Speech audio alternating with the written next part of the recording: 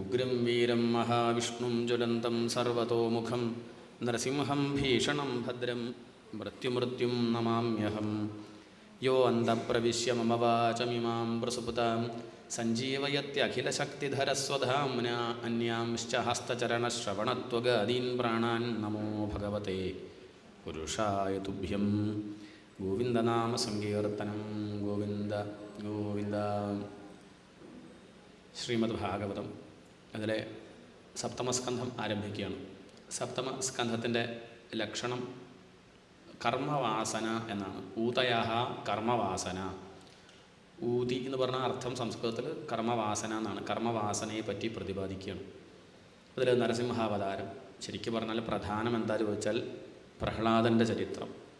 അതിൻ്റെ ഭാഗമായിട്ട് നരസിംഹാവതാരത്തെ പറയുകയാണ്.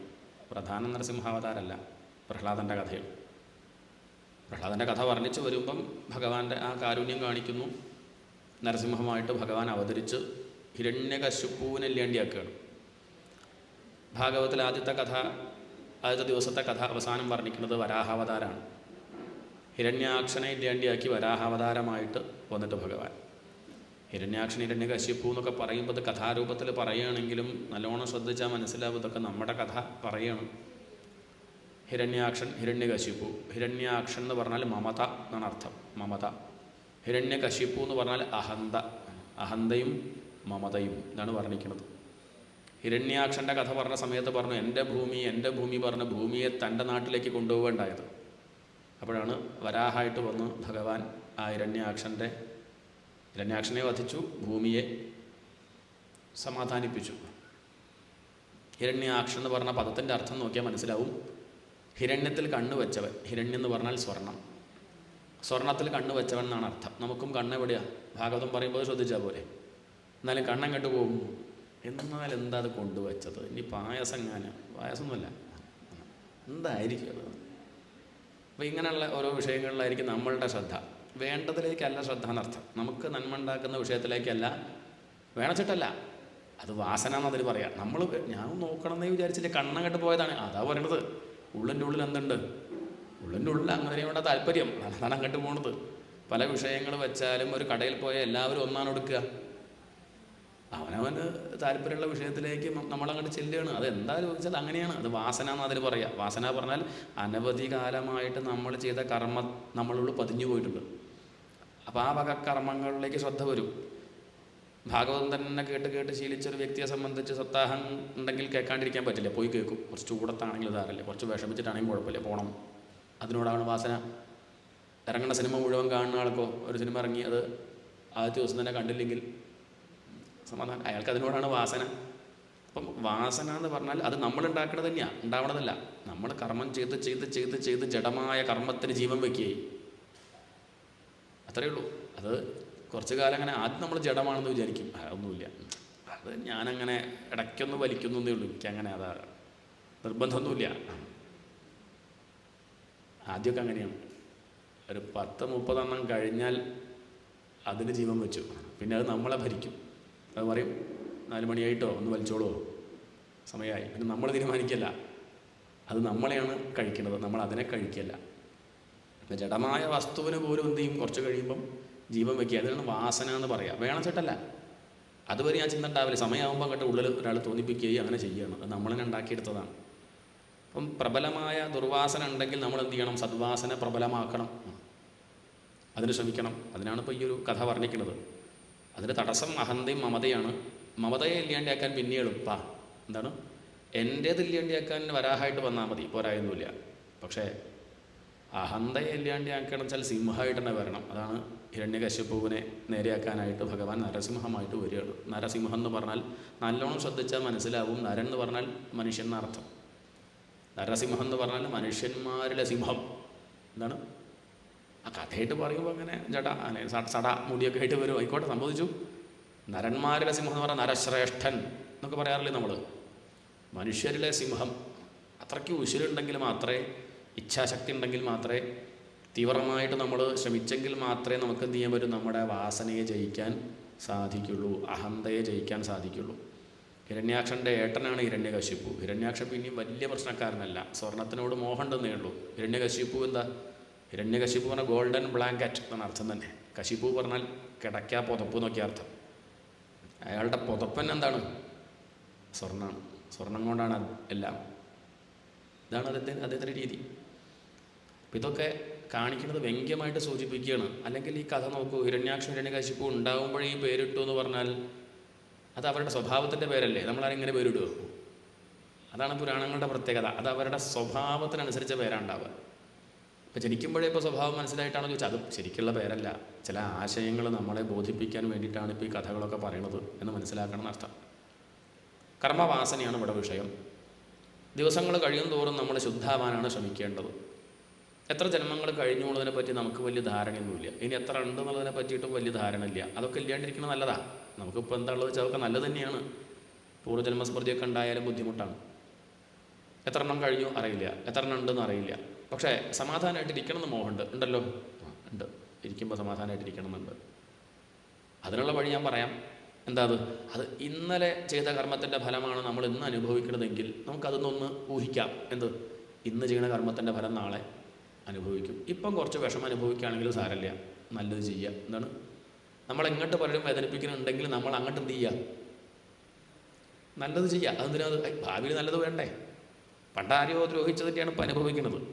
ഇനിയും നമ്മൾ ദ്രോഹിക്കാൻ പുറപ്പെട്ടാൽ ഭാവിയിലും നമുക്ക് വിഷമം തന്നെ ഉണ്ടാവുക. അതുകൊണ്ട് ഇന്ന് നല്ലത് ചെയ്യുകയാണെങ്കിൽ 2 ദിവസം കഴിഞ്ഞാൽ സമാധാനമായിട്ടിരിക്കാൻ സാധിക്കും. ചെയ്ത കർമ്മത്തിൻ്റെ ഫലമാണ് നമ്മൾ അനുഭവിക്കുന്നത്.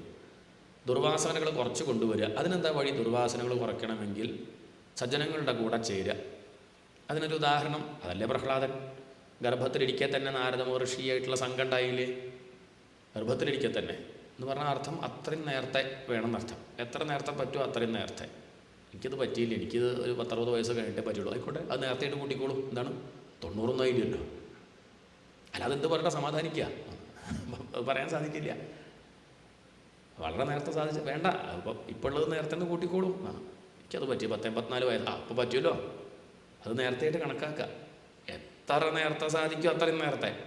അത് കാണിക്കാനാണ് ഇപ്പം പ്രഹ്ലാദനെ എടുത്തത്. പ്രഹ്ലാദൻ ഗർഭത്തിലിരിക്കെ തന്നെ നാരദ മഹർഷിയെ കേട്ടു. കണ്ടില്ലല്ലോ, കേട്ടു. നാരദ മഹർഷിയുടെ ഉപദേശങ്ങളൊക്കെ കയാധുവിൻ്റെ ചെവിയിൽ കൂടെ ഉള്ളിലിരിക്കുന്ന പ്രഹ്ലാദൻ കേട്ടു ധരിച്ചു. വളരെ നേരത്തെ തന്നെ വേണമെന്നർത്ഥം. ഒരു പ്രായം കഴിഞ്ഞാൽ നമ്മൾ പറഞ്ഞാലും കുട്ടികൾ കേൾക്കൊന്നുമില്ല. കേൾക്കുമോ? അപ്പം നമ്മൾ പറയാനിട്ട എത്ര പറഞ്ഞു നോക്കി.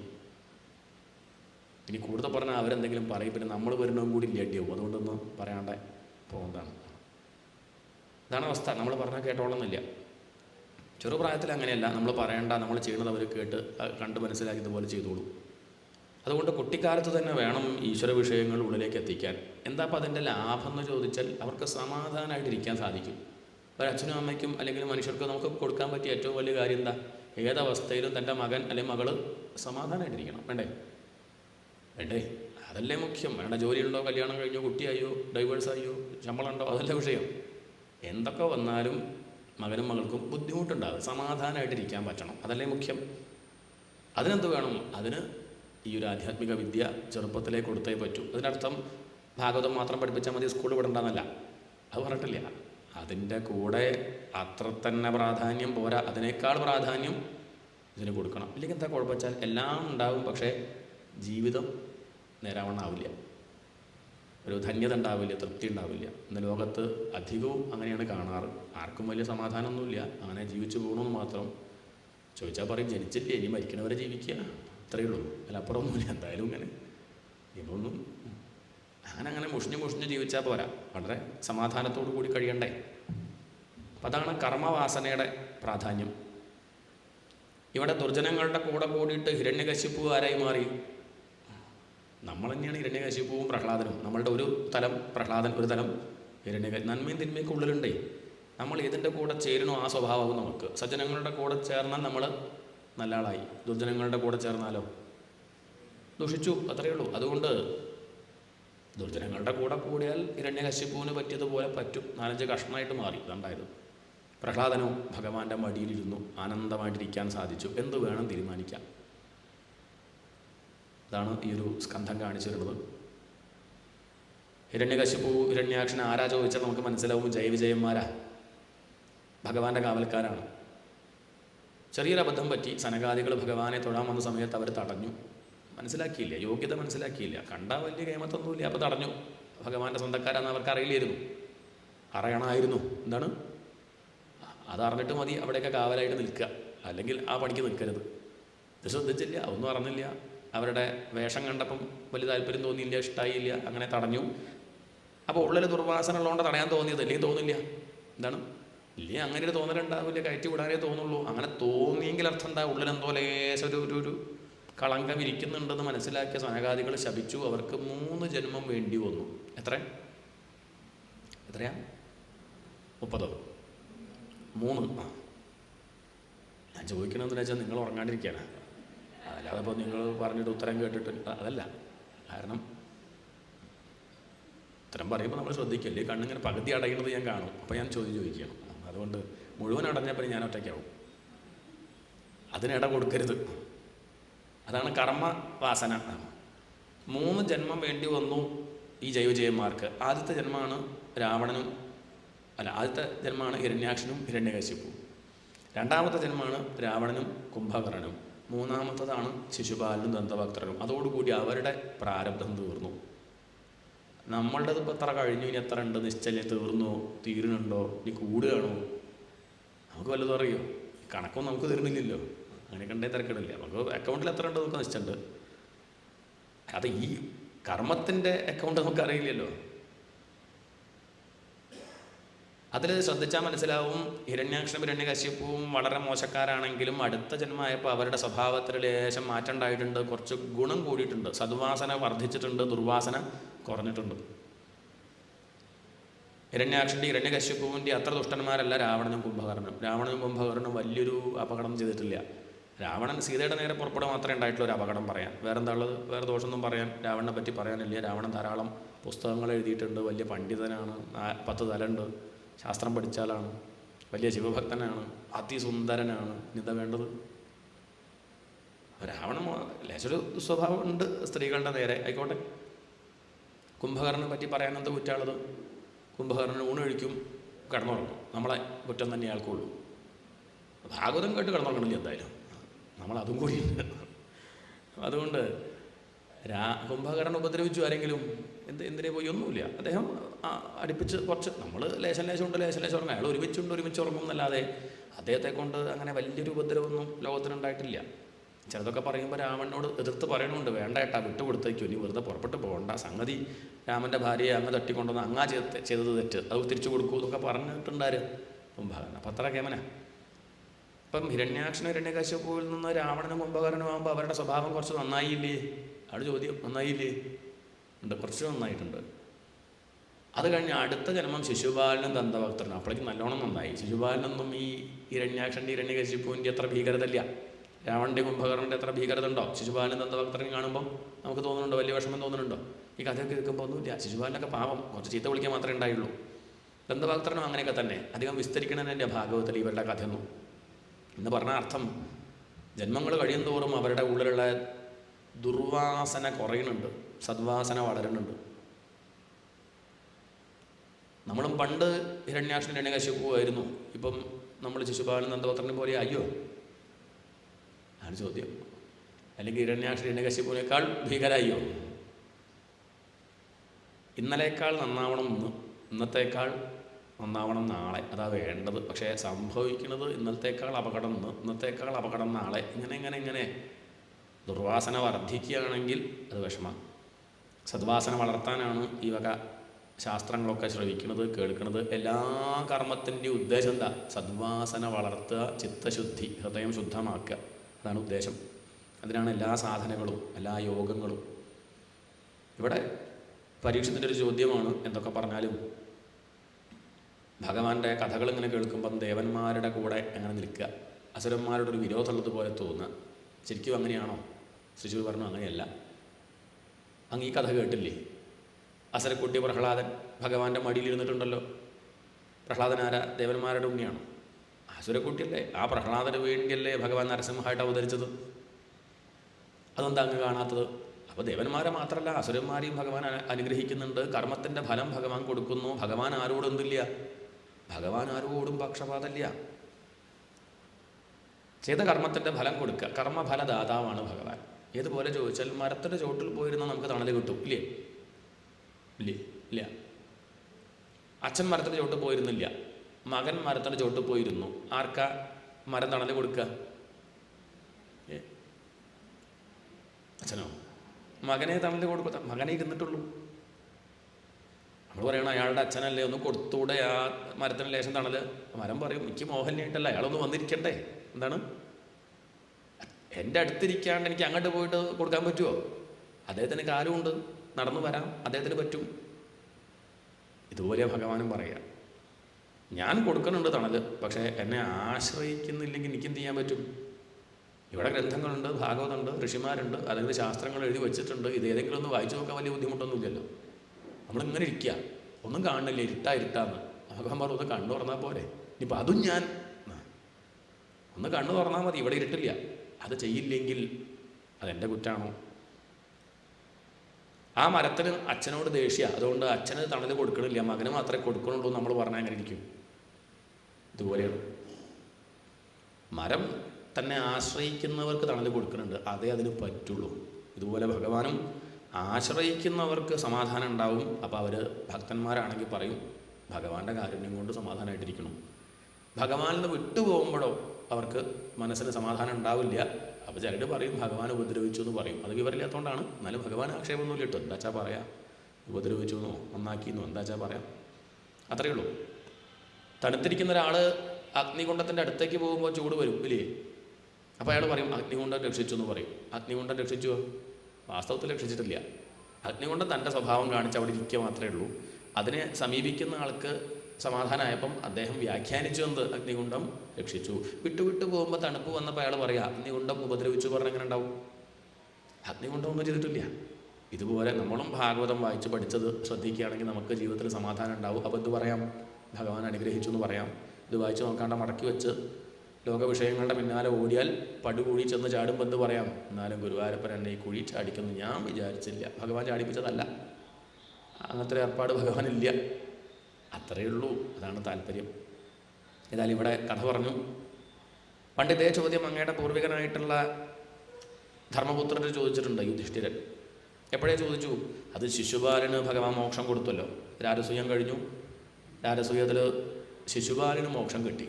ഭഗവാനെ ചീത്ത വിളിച്ച ആളാണ് ആര്? ശിശുപാലൻ. കുറേ ചീത്ത വിളിച്ചപ്പോൾ ഭഗവാൻ അങ്ങോട്ട് എഴുന്നേറ്റ് തൻ്റെ ചക്രം അങ്ങോട്ട് കൊടുത്തു, കഴുത്തങ്ങോട്ട് പോയി. അതൊന്നൊരു ചൈതന്യം വന്ന് ഭഗവാനിൽ ലയിച്ചു. ഇതാര് കണ്ടു? ധർമ്മപുത്രര് കണ്ടു. യുധിഷ്ഠിരൻ നാരദരോട് പറഞ്ഞു, നാരദരെ, ഭഗവാനെ ഭജിക്കുന്ന ഞങ്ങൾക്ക് ഇപ്പോഴും മോക്ഷം കിട്ടിയില്ല. ഇതുവരെ ചീത്ത വിളിച്ചുകൊണ്ടിരുന്ന ആ ശിശുപാലനിപ്പം ഞാനീ രാജസൂയം കഴിച്ചു തന്നെ ഭഗവാനെ ആശ്രയിച്ചാൽ കിട്ടുന്ന ഫലം ലോകര് കാണട്ടെ എന്നാണ്. എനിക്ക് ഫലം കിട്ടിയിട്ടില്ല എന്ന് മാത്രമല്ല, ആശ്രയിക്കാത്ത ശിശുപാലന് ഫലം കിട്ടും ചെയ്തു. ഉണ്ടായ അന്ന് മുതൽ അങ്ങയെ ചീത്ത വിളിച്ച ഈ ശിശുപാലന് മുക്തി കിട്ടിയില്ലേ? നാരദർ എന്ത് ശരിയായോ എന്ന് ധർമ്മപുത്രരുടെ ചോദ്യം. അവിടെ വെച്ച് നാരദർ പറഞ്ഞപ്പോഴാണ് ധർമ്മപുത്രർക്ക് കാര്യം മനസ്സിലാവുന്നത്. ഭഗവാനെ സംബന്ധിച്ച് നാരദർ പറയുകയാണ്, യുധിഷ്ഠിരാ, നിന്ദനമാണോ, തന്നെ നിന്ദിക്കുകയാണോ സ്തുതിക്കുകയാണോ എന്ന് ഭഗവാൻ നോക്കാറില്ല. ഭഗവാൻ നോക്കുക എത്ര സമയം എനിക്ക് വേണ്ടി മാറ്റിവെച്ചു. അതെങ്ങനെയും കുഴപ്പമില്ല. എന്താണ്? എതിർക്കാൻ വേണ്ടി മാറ്റിവെച്ചാലും കുഴപ്പമില്ല. മാറ്റിവെച്ചു എന്നാണ് ചോദ്യം. നമ്മൾ സ്തുതിക്കാനും മാറ്റി വയ്ക്കുന്നില്ല. എന്നിട്ട് ഭക്തന്മാരാന്ന് പറയണമെന്നേ ഉള്ളൂ. എതിർക്കാൻ മാറ്റിവെച്ചവർ അവരിരുന്ന് റെഫർ ചെയ്യുന്നുണ്ട് പല പുസ്തകങ്ങൾ ഈശ്വരൻ ഇല്ല എന്ന് സ്ഥാപിക്കാൻ. ഭഗവാൻ അവരെ സ്വന്തക്കാരായിട്ട് തന്നെയാണ് കാണുന്നത്.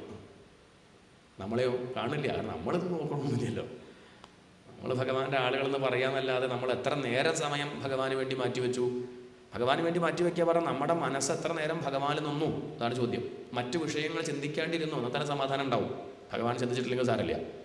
മറ്റു വിഷയങ്ങൾ ചിന്തിക്കാണ്ടിരുന്നാൽ തന്നെ നല്ല ശാന്തി ഉണ്ടാവും. അതേ നോക്കുള്ളൂ. സ്തുതിച്ചാലും നിന്ദിച്ചാലും ചീത്ത പറഞ്ഞാലും അതൊന്നും വിഷയമല്ല. ഭഗവാന് പിന്നെ നോക്കുക തീവ്രമായ മനസ്സാണോ എന്നാണ്. അല്ലെങ്കിൽ തീവ്രത കൂടെ നിന്ദിക്കുമ്പോഴല്ലേ. സ്തുതിക്കുമ്പോൾ വലിയ തീവ്രത ഉണ്ടാവുമോ? സ്തുതിക്കുമ്പോൾ ഒരു ഇടപണം ഭക്തി ഇത്രയേ ഉണ്ടാവുള്ളൂ. നിന്ദിക്കുമ്പോഴോ മനസ്സ് നല്ലോണം അതിൽ ചേരില്ലേ.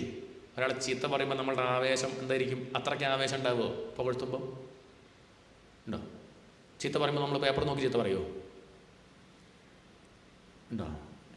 സ്തുതിക്കുമ്പോൾ നമ്മളിങ്ങനെ എഴുതി വെച്ചിട്ടുണ്ടാവും. ലേശം ലേശം വായിക്കും, മറന്നു പോകും, ബാക്കി പിന്നെ എന്തായിരുന്നു വളരെ ശ്രദ്ധിച്ച് അറിയില്ല. അതാണ് ഉള്ളിൽ നിന്ന് വരുന്നതല്ല, മറ്റത്തതല്ല, ഉള്ളിൽ നിന്ന് അങ്ങനെ വരികയാണ്. അതിപ്പോൾ ആളുണ്ടോ പരിസരമുണ്ടോ അങ്ങനെ പരിസര ബോധമൊന്നും ഉണ്ടാവില്ല, അങ്ങോട്ട് ആവേശം കൊണ്ട്. അപ്പം അത്രയ്ക്ക് നമ്മൾ ഇൻവോൾവ് ചെയ്യുന്നുണ്ട്, അത്രയ്ക്ക് മനസ്സ് ചേരുന്നുണ്ട്. അതാണ് മുഖ്യം, താതാത്മ്യം.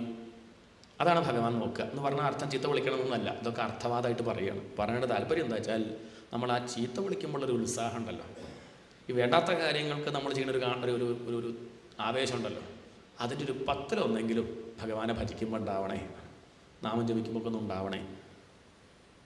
ലൗകിക വിഷയങ്ങളോട് നമ്മൾ കാണിക്കുന്ന ശ്രദ്ധ ഉണ്ടല്ലോ, പണം ഉണ്ടാക്കാനുള്ള നമ്മളൊരു ശ്രദ്ധ ഉണ്ടല്ലോ, അതിൻ്റെ 10-1 ഭഗവാനെ ആശ്രയിക്കുന്നതിൽ ഉണ്ടാവണേ. അത്രേ പറയണുള്ളൂ. നമ്മൾ മനസ്സ് കൂടുതൽ കൊടുക്കുക എന്ന് പറഞ്ഞാൽ പ്രാധാന്യം കൊടുക്കുക എന്നാണ് അർത്ഥം.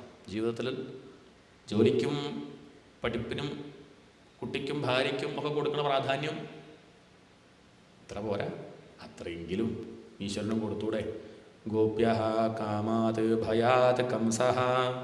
ഗോപസ്ത്രീകൾക്ക് കാമായിരുന്നു, ആയിക്കോട്ടെ, ഒരു വികാരം, അത്ര നല്ല വികാരം എന്നല്ല കാമം, എന്നാലും അത് ഭഗവാനോടാണല്ലോ.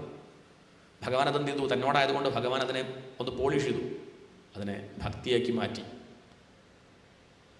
ഭയാത് കംസഃ. കംസൻ്റെ സ്വഭാവം വെച്ചിട്ട് കംസന് ഭഗവാനെ ഭജിക്കാനൊന്നും പറ്റില്ല, അയാൾക്ക് ദേഷ്യം പറ്റും. എന്നാൽ പിന്നെ അങ്ങനെ ആയിക്കോട്ടെ, കംസൻ അങ്ങനെ ഒരു സാധനയാണ്.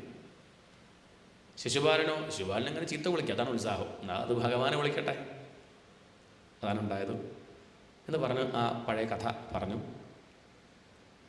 ജയവിജയന്മാരുടെ കഥ. അതിലെ ഹിരണ്യാക്ഷൻ്റെ കഥ അങ്ങ് കേട്ടതാണ്.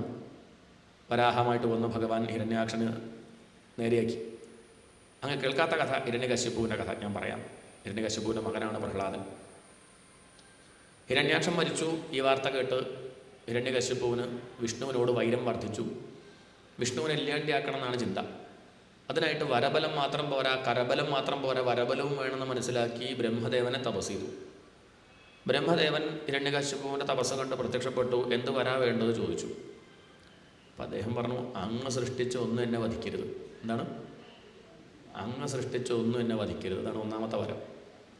ബ്രഹ്മദേവന് സമാധാനമായി, ഹാവു ഇനിയിപ്പോൾ എന്നെ സൃഷ്ടിച്ച ആൾ നോക്കിക്കോളല്ലോ. ആര് നോക്കും? വിഷ്ണു ഭഗവാൻ നോക്കിക്കോളല്ലോ. തഥാസ്തു എന്ന് പറഞ്ഞ് വരം കൊടുത്തു. വരം കിട്ടിയ സമയത്ത് ഹിരണ്യകശിപുവിന് പരിഭ്രമം, ഇതിപ്പോൾ നേരെ അയ്യോ, ഇത്ര പെട്ടെന്ന് വരം തരികയാണെങ്കിൽ താൻ ചോദിച്ചത് നന്നായിട്ടില്ലേ, ഒന്ന് ആലോചിച്ച് പരിഭ്രമിച്ചിട്ടൊക്കെ ആണെങ്കിൽ താൻ ചോദിച്ചതിനൊരു കാര്യമുണ്ടെന്ന് വിചാരിക്കുക. ഇത് ചോദിച്ച ഉടനെ തന്നതുകൊണ്ട് ഇനിയിപ്പം തൻ്റെ ചോദ്യം ശരിയായില്ലേ. പിന്നെ അങ്ങോട്ട് പലതും പറഞ്ഞു. ഭയത്തിൽ നിന്നാണ് ഈ ചോദ്യമൊക്കെ വരുന്നത്.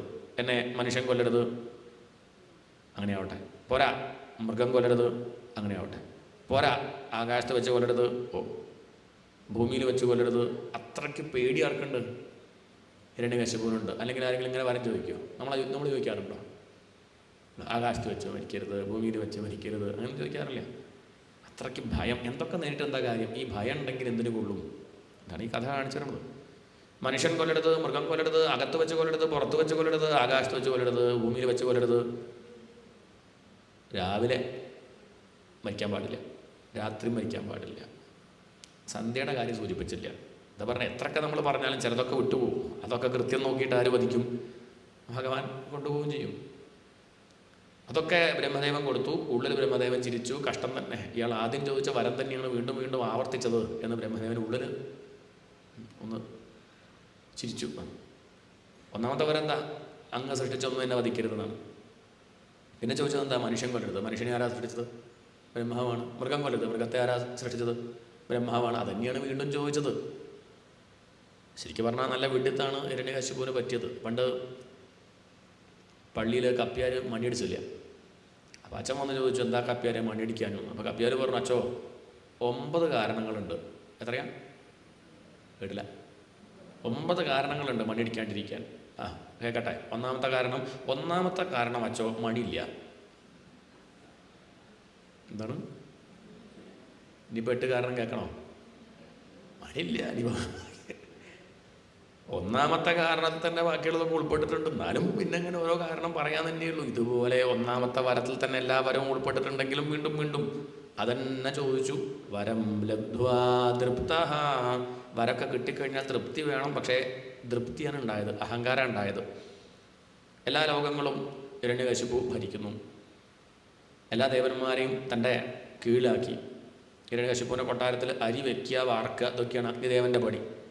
ഉർവശി, രംഭ അങ്ങനെയുള്ള അപ്സര സ്ത്രീകളുടെ പണി എന്താ? മിറ്റടിച്ചു വാരുക, ചാണകം തളിക്കുക, ഇതൊക്കെയാണ് അവരുടെ പണി. ഇങ്ങനെ ലോകപാലന്മാരെ മുഴുവൻ ആ ഹിരണ്യകശിപു ജയിച്ചു. വലിയൊരു പ്രശ്നം എന്താ ചോദിച്ചാൽ നാമം ജപിക്കാൻ സമ്മതിക്കില്ല. അങ്ങനെ കുഴപ്പമുണ്ട്. എല്ലാതിക്കലും എഴുതി ഒട്ടിച്ചിട്ടുണ്ട്, നാരായണ നാമം ജപിക്കാൻ പാടില്ല. നാരായണ നാമ ഈസ് സ്ട്രിക്ട്ലി പ്രോഹിബിറ്റഡ്. ഒരാൾ നാമം ജപിക്കാൻ പാടില്ല, നാമം ജപിച്ചാൽ നാവ് മുറിക്കും എന്നെല്ലാതിക്കലും എഴുതി ഒട്ടിച്ചിട്ടുണ്ട്. പിന്നെ ആര് ജപിക്കും? സജ്ജനങ്ങളൊക്കെ വല്ലാതെ പ്രയാസപ്പെട്ടു. ആരും ആശ്രയമായിട്ടില്ലാത്തത് കൊണ്ട് അവരൊക്കെ പാലാഴി ചെന്നു ഭഗവാന്റെ അടുത്തെത്തി. ദേവന്മാരും ബ്രഹ്മദേവനും ഒക്കെ അവിടെ വെച്ച് ഭഗവാൻ പറഞ്ഞു, പേടിക്കണ്ട, അധികം വൈകാണ്ട് ഞാൻ അവതരിക്കും. നിർവൈരായ പ്രശാന്തായ. ഈ ഹിരണ്യകശിപുവിൻ്റെ ഉണ്ണി ഉണ്ടാവും. ആരോടും വൈരമില്ലാത്ത ആളാണ്, എപ്പോഴും ശാന്തമായിട്ടിരിക്കുന്നവനാ പ്രഹ്ലാദൻ. ആ പ്രഹ്ലാദൻ്റെ നേരെ ഇയാൾ കൈവന്ദിച്ചാൽ ഞാൻ അയാളുടെ തല വെട്ടും, ഞാൻ ആ ഹിരണ്യകശിപുവിനെ വധിക്കും എന്ന് പറഞ്ഞ സമയത്ത് കുറച്ചൊരു ആശ്വാസം ഉണ്ടായെങ്കിലും ദേവന്മാരുടെ സംശയം, ഞങ്ങളെ ഉപദ്രവിക്കുമ്പോൾ അങ്ങേക്ക് വിഷമല്ലേ എന്നാണ്. അങ്ങക്ക് എന്താ പ്രഹ്ലാദനോട് മാത്രമേ താല്പര്യമുള്ളൂ? ഭഗവാൻ പറഞ്ഞു, അതെ, അതങ്ങനെ തന്നെയാണ്. പ്രഹ്ലാദനൊക്കെ ഇല്ല നിങ്ങളൊക്കെ ഭക്തന്മാരെന്ന് പറയുന്നല്ലാതെ വാസ്തവത്തിൽ ഭക്തിയൊന്നും നിങ്ങൾക്കില്ല. പ്രഹ്ലാദനെ പോലെ ഭക്തി ഉണ്ടോ? ഭക്തനാണെങ്കിൽ എങ്ങനെയാവണം? നിർവൈരായ. ആരോടും വൈരം ഉണ്ടാവാൻ പാടില്ല. നമ്മൾ ഭക്തന്മാരാണെന്ന് പറയുന്നുണ്ടെങ്കിൽ ഒന്ന് ആലോചിക്കുക, സ്വയം ചിന്തിക്കുക, എനിക്ക് ആരോടെങ്കിലും വൈരമുണ്ടോ? എന്താണ്? ആരെങ്കിലും നേരെ അവിടുന്ന് കാണുമ്പോൾ എനിക്ക് വിഷമം കുറച്ച് കൂടുതലുണ്ടോ? ഉണ്ടെങ്കിൽ ഞാൻ ഭക്തനല്ല. അത്രയേ ഉള്ളൂ. അങ്ങനെ നോക്കുകയാണെന്ന് വെച്ചാൽ ഭക്തന്മാർ ഇവിടെ കുറവാണ്. നിർവൈരായ, ആരോടും വൈരമില്ലാതിരിക്കുന്നവനാണ് ഭക്തന്മാർ. അങ്ങനെയാണ് വേണ്ടത്. പ്രശാന്തായ, അത് നോക്കച്ചാൽ പിന്നെ നമ്മളെ കാര്യം കഷ്ടമായിരിക്കും. ഇനി ആരോടും വൈരമൊന്നുമില്ല, അത് മാത്രം പോരാ. ഭക്തന്മാരുടെ ഗുണം എന്താ?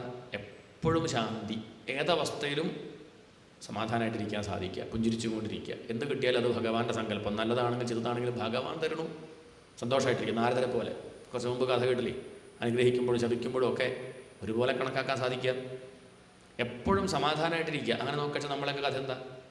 എപ്പോഴും വിഷമമായിട്ടിരിക്കുക, എപ്പോഴും ചുണ്ടും.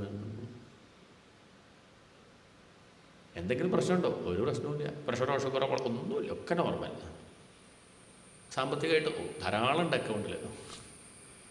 വീട്ടിൽ വല്ല പ്രശ്നം? ഒരു പ്രശ്നം. പിന്നെ എന്തിപ്പോൾ ഇങ്ങനെ ഒരു 10 ചാക്ക് സിമൻറ്റ് തലയിൽ വെച്ച പോലെ ഇരിക്കുന്നത്?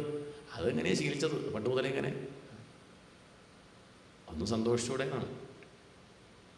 ശാന്തിയില്ല, എന്തോ ഒരു കുറവ്, എന്തോ ഒരു നഷ്ടപ്പെട്ടതുപോലെ തോന്നുക. അതെ, നഷ്ടപ്പെട്ടിട്ടുണ്ട്, ഈശ്വരനെ നഷ്ടപ്പെട്ടിട്ടുണ്ട്. അതാണ് എന്തൊക്കെ നേടിയിട്ടും ഒരു പൂർണ്ണത ഇല്ലാത്തത്, ഒരു തൃപ്തി ഇല്ല. രാവിലെ ഡീറ്റ ഒരു മൂഡ് ഓഫാ, എന്താ അറിയില്ല, എന്താ നിശ്ചയില്ല. ഈശ്വരനെ കിട്ടിയില്ല, അതാണ്. 2 അധ്യായം വായിച്ചു നോക്കൂ, നേരെയാവും. ആ മൂഡ് ഓഫ് അങ്ങോട്ട് പോകും. ഭഗവാനെ കിട്ടാത്തത് കൊണ്ടാണ് തൃപ്തി ഇല്ലാത്തത്. ഇനി ആരോഗ്യം ഉണ്ടായിട്ട് കാര്യമൊന്നുമില്ല, സമ്പത്ത് കയ്യിലുണ്ടായിട്ട് കാര്യമില്ല, മക്കളൊക്കെ പറഞ്ഞാൽ കേട്ടിട്ടും കാര്യമൊന്നുമില്ല.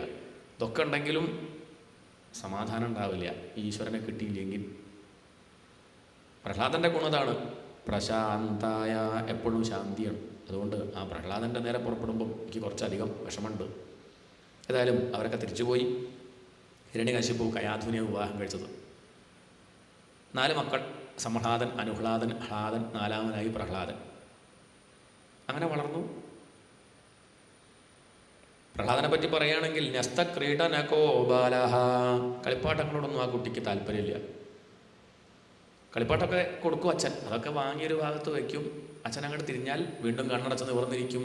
കൃഷ്ണഗ്രഹ ഗൃഹീതാത്മാ, മനസ്സിലാരാളുള്ളത്? കൃഷ്ണൻ. പ്രഹ്ലാദനെ കണ്ടാലും ഒരു പീലി ഇങ്ങോട്ട് വെച്ചാൽ ശരിക്കും കൃഷ്ണനായി. അങ്ങനെ ഒരു ഉണ്ണി. കൃഷ്ണഗ്രഹ ഗൃഹീതാത്മാ. കണ്ണടച്ച് നിവർന്നിരിക്കുന്നത് കാണുമ്പോൾ അസുരന്മാരൊക്കെ പറയുന്നുണ്ട്, എന്തോ ഗ്രഹബാധ ഉണ്ട് കേട്ടോ ഈ ഉണ്ണിക്ക്. ജാതകം കിട്ടിയൊന്ന് ജ്യോത്സ്യനെ കാണിക്കണം, എന്തോ കുഴപ്പമുണ്ട്. കാരണം ഇങ്ങനെ കണ്ണടച്ച് നിവർന്നിരിക്കുക എന്ന് പറഞ്ഞാൽ അസുരന്മാരങ്ങനെ ഇരിക്കാൻ പാടില്ല. അവരുറങ്ങാൻ വേണ്ടി മാത്രമേ കണ്ണടയ്ക്കാറുള്ളൂ. ഈ ഉണ്ണി കണ്ണടച്ച് അങ്ങനെ നിവർന്നിരിക്കുക, പുഞ്ചിരിച്ചിരിക്കുക പറഞ്ഞാൽ അതെങ്ങനെ സാധിക്കുന്നു? എന്തോ കുഴപ്പമുണ്ട്, എന്തോ കാര്യമായിട്ട് മാനസികമായിട്ടുള്ള പ്രശ്നം ആർക്കുണ്ട്. അവരങ്ങനെയാണ് കണക്കാക്കിയത്. ആസീനഃ സംവിശം സ്തിഷ്ഠൻ ശയാന പ്രപിബൻ ബ്രുവൻ. ഇരിക്കുമ്പോഴും നിൽക്കുമ്പോഴും കിടക്കുമ്പോഴൊക്കെ ആ ഉണ്ണിയെ സംബന്ധിച്ച് തന്നെ നീലമേഘ ശ്യാമളനായി ശംഖചക്ര ഗദാധാരിയായി മഞ്ഞപ്പട്ടുടുത്ത് ആ വിഷ്ണു ഭഗവാൻ തന്നെ അങ്ങനെ കെട്ടിപ്പിടിച്ചിട്ടുണ്ട് എന്ന് എപ്പോഴും തോന്നില്ല, സത്യമാണത്. ഗോവിന്ദ പരിരംഭിത, തന്നെ ഗോവിന്ദൻ അങ്ങനെ മുറുക്കി കെട്ടിപ്പിടിച്ചിട്ടുണ്ട്. നീ പേടിക്കേണ്ട പ്രഹ്ലാദ, ഞാനില്ലേ കൂടെ എന്നങ്ങനെ തന്നോട് ഭഗവാൻ എപ്പോഴും പറഞ്ഞുകൊണ്ടിരിക്കുക. അതുകൊണ്ട് തന്നെ ആ ഉണ്ണിക്ക് ഒട്ടും വിഷമില്ല. പക്ഷെ ഇടയ്ക്ക് കരയാറുണ്ട്. അതെന്തിനാണ് കരയണത്? അത് ആനന്ദ കണ്ണീരാണ്. ഭഗവാനെ ഇങ്ങനെ ചിന്തിക്കുമ്പം, ഭഗവാന്റെ രൂപം ധ്യാനിക്കുമ്പം അത് പുറമേക്ക് ഇങ്ങനെ കണ്ണീരായിട്ടൊക്കെ വരും. ഇടയ്ക്ക് രോമാഞ്ചം ഉണ്ടാവും, ഇടയ്ക്ക് സ്ഥലം കാലമൊക്കെ മറക്കും, കൈയടിച്ച് പാട്ടുപാടി നൃത്തം വയ്ക്കും. ഇതൊക്കെ കണ്ട് അമ്മയായ കയാധു വളരെയധികം സന്തോഷിച്ചു. ഈ ദുഷ്ടനായ തൻ്റെ ഭർത്താവിൻ്റെ നാട്ടിൽ എല്ലാവരും ഇങ്ങനെ വലിയ യുക്തിവാദികളായിട്ട് മാറുമ്പം ഈ നാട് നശിക്കുമെന്ന് വിചാരിച്ചിരിക്കുകയായിരുന്നു. അപ്പോഴാണ് തൻ്റെ മകൻ, അതും ഹിരണ്യകശിപുവിനെ പോലെ ആകുമെന്ന് വിചാരിച്ചു. എന്നാൽ അങ്ങനെയല്ല, അസ്സല് വൈഷ്ണവൻ എന്ന് മനസ്സിലാക്കി ആ അമ്മ സന്തോഷിച്ചു. പക്ഷെ എങ്ങനെയൊക്കെ ആണെങ്കിലും ഈ പ്രഹ്ലാദനെ കൊല്ലാനാണ് ആര് നോക്കിയത്? ഹിരണ്യകശിപു അച്ഛൻ നോക്കിയതെന്ന് കേട്ടപ്പം ചോദിച്ചു എന്തേ ഉണ്ടായി. അപ്പോഴാണ് കഥ പറയണത്. ആ ഉണ്ണിയെ സ്കൂളിൽ ചേർത്തണം, പഠിപ്പ് ശ്രദ്ധിക്കണമല്ലോ. ആ കാര്യത്തിലൊക്കെ ഹിരണ്യകശിപുവിന് വലിയ ശ്രദ്ധയാണ്, നമ്മളെപ്പോലെ തന്നെ. പഠിപ്പിൻ്റെ കാര്യത്തിൽ കുട്ടികൾ ഹോംവർക്ക് ചെയ്തില്ലെങ്കിൽ, ഭാഗവതം കേട്ടില്ലെങ്കിൽ രക്ഷപ്പെടുമോ? അതിപ്പോൾ നിർബന്ധ. ഗീത വായിക്കുക, പഠിക്കുക, ഇതൊക്കെ ഇപ്പം അത്യാവശ്യമുള്ള കാര്യമാണ്. അത്യാവശ്യമുള്ളത് എന്താ? അത്യാവശ്യമുള്ളത് സ്കൂളിൽ പോവുക, അവിടുത്തെ കാര്യങ്ങളൊക്കെ പഠിക്കുക. അതെ, തെറ്റൊന്നുമില്ല. പക്ഷെ കൂട്ടത്തിൽ ലേശം കൊടുത്താൽ സമാധാനമായിട്ടിരിക്കാം, കുറച്ചെങ്കിലും. ഇപ്പം പറഞ്ഞു വരുമ്പോൾ നമ്മളൊക്കെ പോരാ, നല്ല ഹിരണ്യകശിപുമാർ തന്നെയാണ്. അതാ പറയണത്. പഠിപ്പൊക്കെ ശ്രദ്ധിക്കുന്നുണ്ട്, ഈശ്വരനെ ധ്യാനിക്കുന്നത് ഇഷ്ടമല്ല, ഭഗവാനെ ഭജിക്കുന്നത് കണ്ടാൽ ഇഷ്ടമല്ല. അങ്ങനെ ഒരു സ്വഭാവമാണ് ഹിരണ്യകശിപുവിന്. ഈ ഉണ്ണിയെ കൊണ്ടുപോയി സ്കൂളിൽ തൻ്റെ സഹോദരൻ്റെ ഓർമ്മയ്ക്ക് ഉണ്ടാക്കിയ Hiranyaksha memorial higher secondary school അവിടെ കൊണ്ട് ചേർത്തു. അവിടുത്തെ പ്രിൻസിപ്പളാണ് നമ്മുടെ ശുക്രാചാര്യർ. ശുക്രാചാര്യർ ആ BMW വന്നപ്പോഴേ മനസ്സിലായി, വന്നതാരാ? രാജാവ് ഹിരണ്യകശിപു വരുന്നത് മകനെ ചേർത്താൻ. ഇനിയിപ്പോൾ അദ്ദേഹവും ഇവിടെ ഈ ഉണ്ണിയുടെ +2 വേണവരെ അയാളാവും ഇവിടെ PTA പ്രസിഡൻറ്റ്. അവിടെ ലോങ് ലീവ് എടുത്ത് ആര് പോയി? ശുക്രാചാര്യർ പോയി. തൻ്റെ മക്കളെ ഏൽപ്പിച്ചു, സ്കൂളിൻ്റെ നടത്തിപ്പൊക്കെ നിങ്ങൾ നോക്കുക. അവർ ചോദിച്ചു, അച്ഛൻ എന്നാ നീ തിരിച്ചു വരിക? ഞാൻ തിരിച്ചു വരിക, ഇവിടെ ആ തൂണ് ഹിരണ്യകശിപുവിൻ്റെ കൊട്ടാരത്തിൽ തൂണ് പൊട്ടിത്തെറിക്കും, അതിൻ്റെ പിറ്റേ ദിവസം ഞാൻ അവിടെ ഉണ്ടാവും. അതിപ്പോൾ എന്നാ പൊട്ടിത്തെറിക്കുക അത് എനിക്കറിയില്ല, അതെന്നാ പൊട്ടിത്തെറിക്കുക, അതിൻ്റെ പിറ്റേ ദിവസം വന്നോളാം എന്ന് പറഞ്ഞ് അദ്ദേഹം പോയി. ചണ്ടാമർക്കന്മാരാണ് പഠിപ്പിക്കുന്നത്, ചണ്ടൻ മർക്കൻ. അവരടുത്തേക്ക് ചെന്ന് തൻ്റെ ഉണ്ണിയെ അവിടെ ഏൽപ്പിച്ചു. ഇവന് കുറച്ച് ദുശീലമൊക്കെ ഉണ്ട്, രാവിലെ നേരത്തെ നീക്കും, കുളിക്കും, ജപിക്കും, ഇതിനൊക്കെയുള്ള സ്വഭാവം ഉണ്ട്. അതൊക്കെ മാറ്റി അസലൊരു അസുരക്കുട്ടിയാക്കിയിട്ട് തിരിച്ചു തരണം. അവരവിടുത്തെ പോലെയൊക്കെ ശ്രമിച്ചു, പക്ഷെ അതൊന്നും വിജയിച്ചു എന്ന് പറയാൻ വയ്യ. കുറച്ച് ദിവസം കഴിഞ്ഞപ്പം തൻ്റെ പഠിപ്പ്, തൻ്റെ ഉണ്ണി നല്ലോണം പഠിക്കുന്നുണ്ടോ അറിയാൻ വേണ്ടി ഹിരണ്യകശിപു കുളിപ്പിച്ചു. ആ ഉണ്ണി ഓടിച്ചെന്നു, അച്ഛൻ്റെ കാൽക്കൽ വീണ് നമസ്കരിച്ചു. ആ ഉണ്ണിയെ വാരിയെടുത്തു, താടി പിടിച്ച് ഒന്ന് കുലുക്കി, ആ കവിളത്തൊരു ഉമ്മ വെച്ച് ഹിരണ്യകശിപു ചോദിക്കുകയാണ്, അല്ലയോ വത്സ പ്രഹ്ലാദ, ഏകദാസുരാട് പുത്രമംഗമാരോപ്യ പാണ്ഡവ പപ്രച്ഛ കഥ്യതാം വത്സ മന്യതേ സാധു യത് ഭവാൻ. നീ സ്കൂളിൽ വെച്ച് പഠിച്ചതിൽ വെച്ച് ഏറ്റവും നല്ല പാഠമൊന്ന് അച്ഛന് പറഞ്ഞു തരുമോ? അച്ഛൻ്റെ മുഖത്തേക്ക് നോക്കി, എന്താ അപ്പം അച്ഛന് ഞാൻ പറഞ്ഞു കൊടുക്കേണ്ടത്? പറഞ്ഞു കൊടുക്കാല്ലേ, നോക്കി നോക്കുക, ചിലപ്പോൾ നേരെയായാലോ. തത് സാധു മന്യേ. അച്ഛാ, ഞാൻ ഏറ്റവും കേമായിട്ട് കണക്കാക്കിയത് ഈ പാഠ. സദാ സമുദ്വിഗ്നധിയാം അസദ്ഗ്രഹാത് ഹിത്വാ ആത്മപാദം ഗൃഹമന്ധകൂപം. എന്തൊക്കെ സൗകര്യം ഉണ്ടായിട്ടും കാര്യമില്ല അച്ഛാ. വലിയ സ്വർണ്ണത്തിൻ്റെ കൊട്ടാരാണ്, വീട്ടിലുള്ളവരൊക്കെ നല്ല ആരോഗ്യമായിട്ടിരിക്കുകയാണ്, ധാരാളം കാശ് വീട്ടിലുണ്ട്, നല്ല വലിയ വണ്ടി ഒക്കെ ഉണ്ട്, എല്ലാ സൗകര്യവും ഉണ്ടായി എന്ന് പറഞ്ഞിട്ട് കാര്യമില്ല. അവിടെ നാമജപമില്ലെങ്കിൽ, ഭഗവാനിൽ ശ്രദ്ധിക്കുന്നവരില്ലെങ്കിൽ, ഭാഗവതോപാസകന്മാരില്ലെങ്കിൽ ആ വീടിനെ വീടായിട്ട് കണക്കാക്കാൻ വയ്യ. അതിനെ നമുക്ക് എന്തേ പറയാൻ പറ്റുള്ളൂ? ഗൃഹം അന്ധകൂപം. എന്താണ്? പൊട്ടക്കിണർ. കിണറെന്ന് പറഞ്ഞില്ല, കിണറിൽ എന്ന് പറഞ്ഞാൽ കിണറിൽ വെള്ളമെങ്കിലും ഉണ്ടാവുമല്ലോ, വെള്ളം കുടിക്കാമല്ലോ. ഇത് വെള്ളമില്ല, അന്ധകൂപം, പൊട്ടക്കിണർ, ഒരു ഉപയോഗവുമില്ല, ഒരു കാര്യവുമില്ല. അങ്ങനെയുള്ള പൊട്ടക്കിണറിൽ ഇരിക്കേണ്ട കാര്യമുണ്ടോ വെച്ചാ? വീട്ടിലുള്ളവരൊക്കെ നശിക്കാൻ തീരുമാനിച്ചാൽ നമ്മളും നശിക്കണോ? എന്താണ്? ചില അങ്ങനെയാണ് വിചാരിക്കുക. എന്തായാലും മകളും മകനും നശിക്കാൻ തീരുമാനിച്ചു, ഒന്ന് ഞാനും. അത് വേണോ? കുറേയൊക്കെ നേരെയാക്കാൻ നോക്കുക. അവർ നേരെയാവാൻ ശ്രമിക്കുന്നില്ലെങ്കിൽ നമ്മൾ നശിക്കേണ്ട കാര്യമില്ല. ശരി, കുറേ ശ്രമിച്ചു, അവർക്ക് നേരെയാവാൻ സാധിക്കുന്നില്ലെങ്കിൽ ശരി, എന്തായാലും ഞാൻ നശിക്കാൻ ഉദ്ദേശിക്കുന്നില്ല, അതല്ലേ വേണ്ടത്. അതുകൊണ്ട് വീടാന്ന് പറഞ്ഞിട്ട് കാര്യമില്ല. അവിടെ ഭഗവത് സേവ ഇല്ലെങ്കിൽ ആ വീട് വിട്ട് കാട്ടിൽ പോയിട്ടാണെങ്കിൽ അങ്ങനെ ഭഗവാനെ ആശ്രയിക്കുക. കാട്ടിൽ പോകണമെന്നല്ല, കാട്ടിൽ പോയാലേ ഈശ്വരൻ്റെ ശ്രദ്ധ വരുള്ളൂ എങ്കിൽ കാട്ടിൽ പോകണം. അതല്ല ആശ്രമത്തിൽ പോയാൽ മതി, അമ്പലത്തിൽ പോയാൽ മതി, എന്നാൽ അങ്ങനെ പോകണം. വീട്ടിലിരിക്കരുതെന്ന് അർത്ഥം. വീട്ടിൽ ഈശ്വരനെ സേവിക്കാനുള്ള അവസരം ഉണ്ടെങ്കിൽ ഇരിക്കാം. അതല്ലെങ്കിൽ കുറച്ച് സമയമെങ്കിലും ഈശ്വരനെ സേവിക്കാൻ ഉള്ള അവസരമുള്ള ദിക്കിൽ പോയിരിക്കുകയാണ് വേണ്ടത്. അതാണ് ഹൃദയം ശുദ്ധമാവാനുള്ള വഴി. അപ്പോഴേ സമാധാനം ഉണ്ടാവുള്ളൂ. ഇതാണ് ഞാൻ പഠിച്ചതിൽ വെച്ച് ഏറ്റവും നല്ല പാഠം. മകൻ അച്ഛനെ ഉപദേശിക്കുക. ഹരിം ആശ്രയേതാ, ഹരിയെ ആശ്രയിക്കണം എന്നങ്ങോട്ട് കേട്ടതും ഹിരണ്യകശിപുവിന് സഹിച്ചില്ല. തൻ്റെ ഉണ്ണിയെടുത്ത് അങ്ങോട്ട് മാറ്റിവെച്ചു. നേരെ ചണ്ടാമർക്കന്മാരെ നോക്കി. അവരിത് കേട്ടതും അവരുടെ മുണ്ടൊക്കെ നനഞ്ഞു, മഴ പെയ്യാതെ. അവർ പറഞ്ഞത് ഞങ്ങൾ പഠിപ്പിച്ചതൊന്നുമല്ല എന്ന് പറഞ്ഞു. ഹിരണ്യകശിപു പറഞ്ഞു മനസ്സിലായി, നിങ്ങൾ പഠിപ്പിച്ചതല്ല. കാരണം ഇങ്ങനെ പഠിപ്പിക്കണം വെച്ചാൽ കുറച്ച് ബുദ്ധി വേണം, അത് നിങ്ങൾക്കില്ലല്ലോ. അപ്പം അതുകൊണ്ട് നിങ്ങൾ പഠിപ്പിച്ചതാവില്ല. ഈവൻ ഇത് പുറമെ എവിടെന്നെങ്കിലും പഠിക്കുന്നുണ്ടാവും. ഇപ്പോൾ ഈ ഓൺലൈൻ ക്ലാസ്സൊക്കെ ഉള്ളതുകൊണ്ട് ചിലപ്പോൾ വാതിൽ കൂറ്റിട്ടിട്ട് പഠിക്കുന്നുണ്ടെങ്കിലോ. അതുകൊണ്ട് ശ്രദ്ധിക്കണം. ഒരു CCTV വെക്കുക. പുറമെയുള്ള പലരും വന്ന് ഇവനെ പഠിപ്പിക്കുന്നുണ്ടോ എന്നുള്ള കാര്യങ്ങൾ ശ്രദ്ധിക്കണം. നമ്മുടെ സിലബസിലുള്ളത് മാത്രം പഠിപ്പിച്ചാൽ മതി, മറ്റ് അതും ഇതൊന്നും പഠിപ്പിക്കാൻ നിൽക്കണ്ട എന്ന് പ്രത്യേകം ഹിരണ്യകശിപു പറഞ്ഞു. ചണ്ടാമർക്കന്മാർ കൊണ്ടുപോയി വീണ്ടും ഹിരണ്യായ നമാ എന്നൊക്കെ പഠിപ്പിച്ചു. പ്രഹ്ലാദനുള്ളിൽ നാരായണായ നമാ. അത് ഓൾഡ് സിലബസ്, ടെക്സ്റ്റ് ബുക്ക് മാറിയത് നീ അറിഞ്ഞില്ലേ? ഹിരണ്യായ നമാ എന്നൊക്കെ പറഞ്ഞെങ്കിലും ഉണ്ണിയൊന്നും പറഞ്ഞില്ല. തലയാട്ടി. ഇതമിതമഭദ്രായ, ഇതൊന്നും നല്ലതിനല്ലല്ലോ ഈശ്വര. എന്ത് പറയാൻ, പേരിനാണെങ്കിലും ഗുരുനാഥൻ എന്നുള്ള സ്ഥാനത്തിരിക്കല്ലേ, ധിക്കരിക്കാൻ പറ്റുമോ? അതുകൊണ്ടൊന്നും വേണ്ടിയില്ല, തലയാട്ടിരുന്നു. രണ്ടാമത്തെ പരീക്ഷയായി. ഹിരണ്യകശിപു നോക്കട്ടെ തൻ്റെ മകൻ്റെ പഠിപ്പ്. വിളിച്ചു, അടുത്തേക്ക് ചെന്നു, അച്ഛനെ തൊഴുതു നമസ്കരിച്ചു, വാരിയെടുത്തു, മടിയിൽ വെച്ചു. പ്രഹ്ലാദ, കഴിഞ്ഞ പ്രാവശ്യം ഞാൻ ചോദിച്ചത് നിന്നോട് നീ പഠിച്ചതിൽ വെച്ച് ഏറ്റവും നല്ല പാഠമെന്നാ. അപ്പം നീ പറഞ്ഞോന്നും ഞാനിപ്പം പറയണില്ല. നീ പലതും അവിടുന്ന് ഇവിടുന്ന് പഠിക്കുന്നുണ്ടാവും, എനിക്കതിനെപ്പറ്റി അറിയണ്ട. നിന്നെ ഗുരുനാഥൻ പഠിപ്പിച്ചതിൽ വെച്ച് നല്ല പാഠം. എന്താണ് ചോദ്യത്തിൻ്റെ രണ്ട് ചോദ്യം വ്യത്യാസം കിട്ടും. ആദ്യത്തെ ചോദ്യം എന്താ? നീ പഠിച്ചതിൽ വെച്ച് നല്ല പാഠം. നമ്മളിപ്പോൾ പലതും പഠിക്കണ്ടാവില്ലേ? അതല്ല, നിങ്ങളിപ്പോൾ അവിടുന്ന് ഇവിടുന്നൊക്കെ പലതും പഠിക്കേണ്ട. അതല്ല, ഞാൻ പഠിപ്പിച്ചതിൽ വെച്ചിട്ടുള്ള കാര്യമാണ്. അങ്ങനെ പറയില്ലേ? ഇതേപോലെ നീ പഠിച്ചതല്ല, നീ ഇപ്പം പല ദിക്കിൽ പോയിട്ട് പലരും പറയണത് പല പ്രഭാഷണങ്ങളും കേട്ടൊക്കെ പഠിച്ചിട്ടുണ്ട്. അതല്ല ചോദിക്കണത്.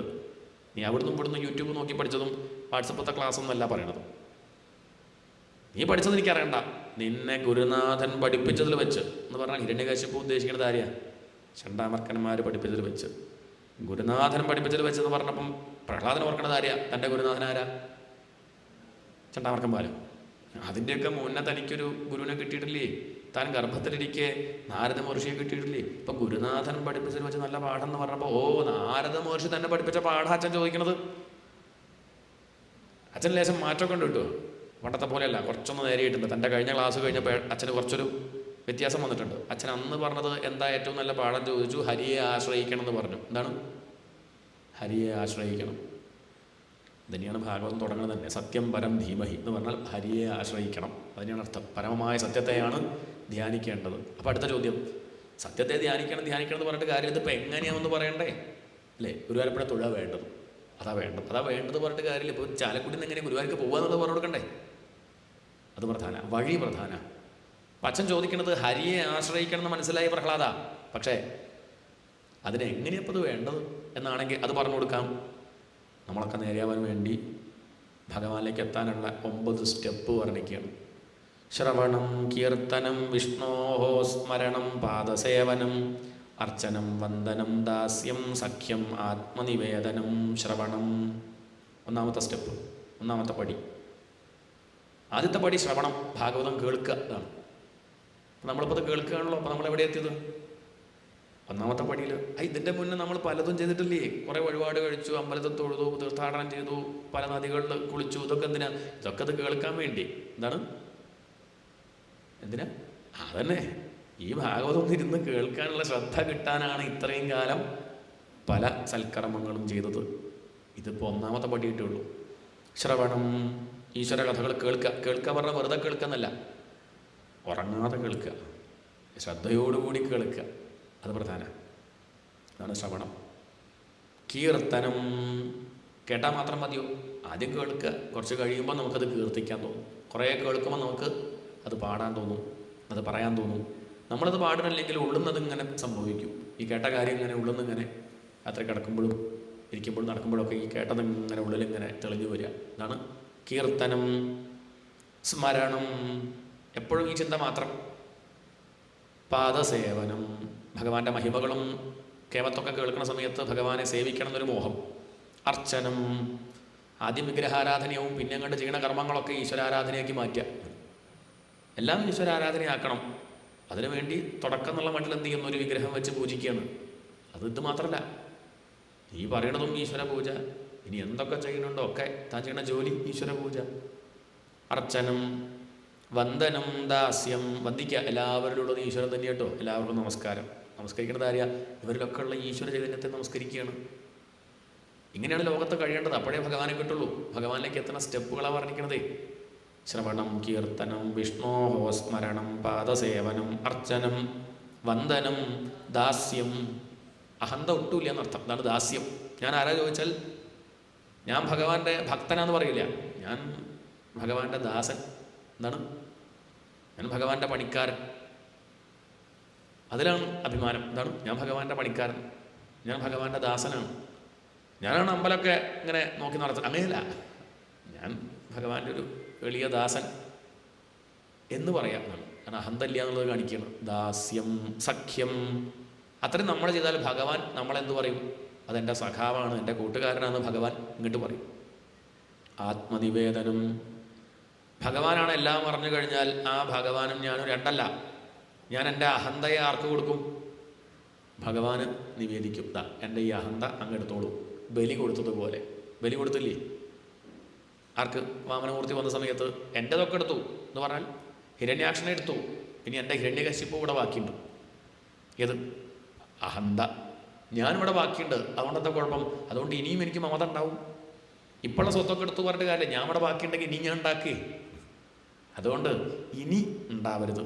അതും കൂടി നിൽക്കുമോ?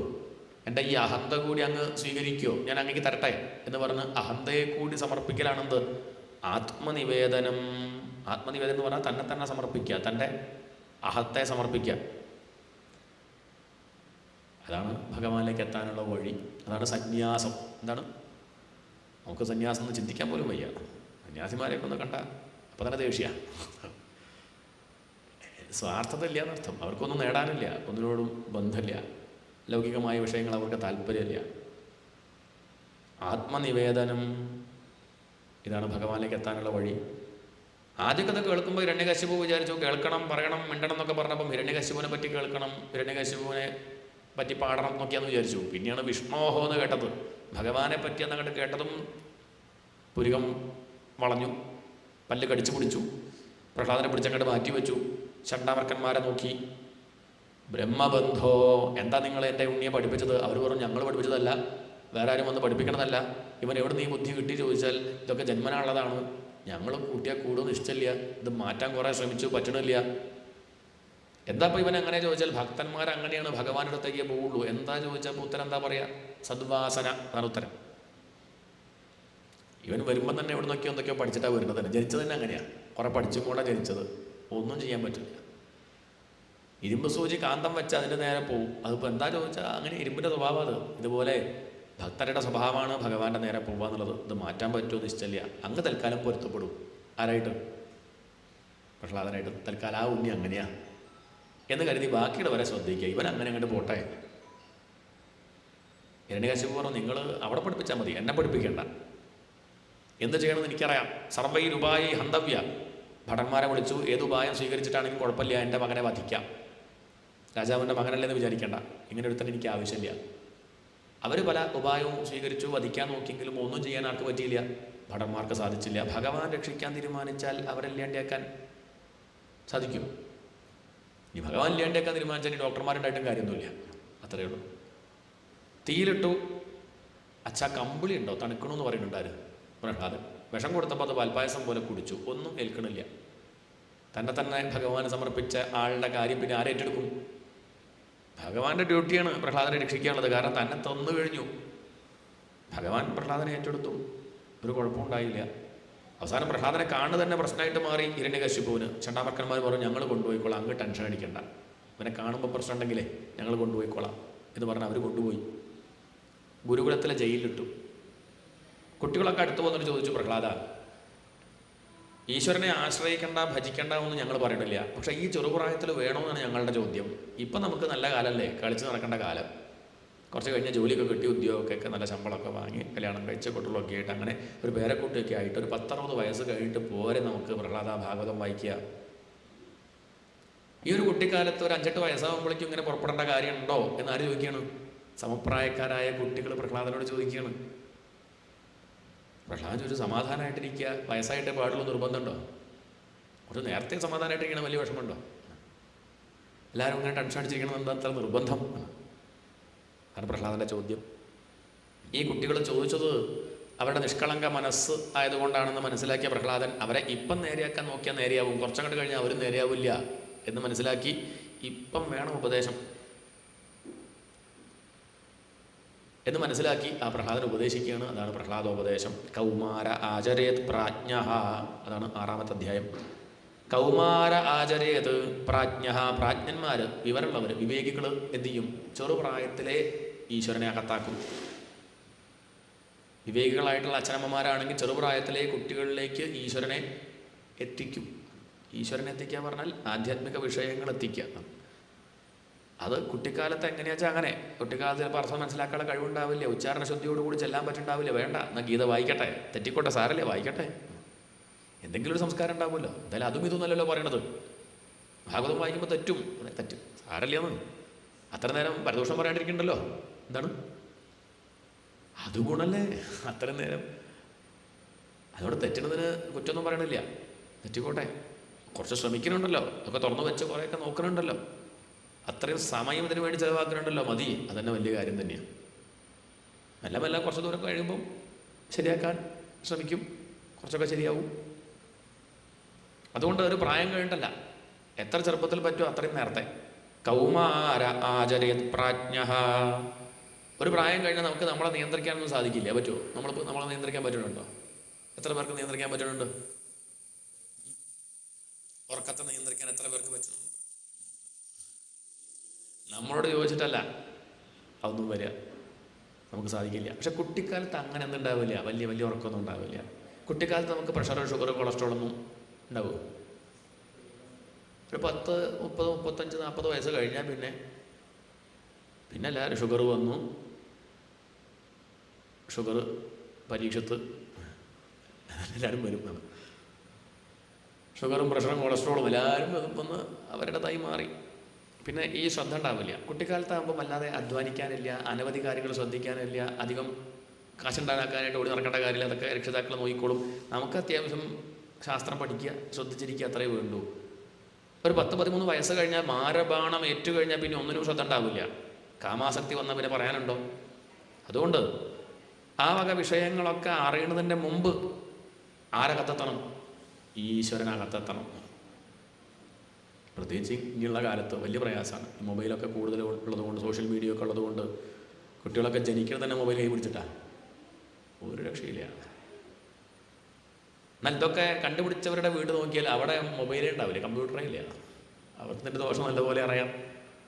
അവർ ധാരാളം സമയം പുറത്ത് ചിലവഴിക്കുകയാണ്, പ്രകൃതിയോട് ഇണങ്ങി ജീവിക്കുകയാണ്. പക്ഷെ നമുക്കത് എങ്ങനെ ഉപയോഗിക്കേണ്ടതെന്ന് അറിയില്ല. അതിൽ നല്ല കാര്യങ്ങളൊക്കെ ഉണ്ട് കേട്ടോ, പക്ഷെ അതൊന്നും നമുക്ക് നിശ്ചയില്ല, നോക്കാൻ അറിയില്ല. അത് അവക കാര്യങ്ങളൊന്നും ശ്രദ്ധയില്ല. അതുകൊണ്ട് വളരെ ശ്രദ്ധിക്കണം. കുട്ടിക്കാലത്ത് തന്നെ കൗമാര ആചരേത് പ്രാജ്ഞ, ആധ്യാത്മിക വിഷയങ്ങൾ, ആ വക കഥകളൊക്കെ കേൾപ്പിക്കുക, പഠിപ്പിക്കുക. അങ്ങനെയുള്ള കാർട്ടൂണുകൾ കാണിച്ചു കൊടുക്കുക, ആ വക ചിത്രകഥകൾ പഠിപ്പിക്കുക, ഈശ്വര കഥകൾ പറഞ്ഞു കൊടുക്കുക. അതല്ലാണ്ട് എന്തൊക്കെയോ അതും ഇതും വിഡിത്തം കുറേ പഠിച്ച് പറഞ്ഞ്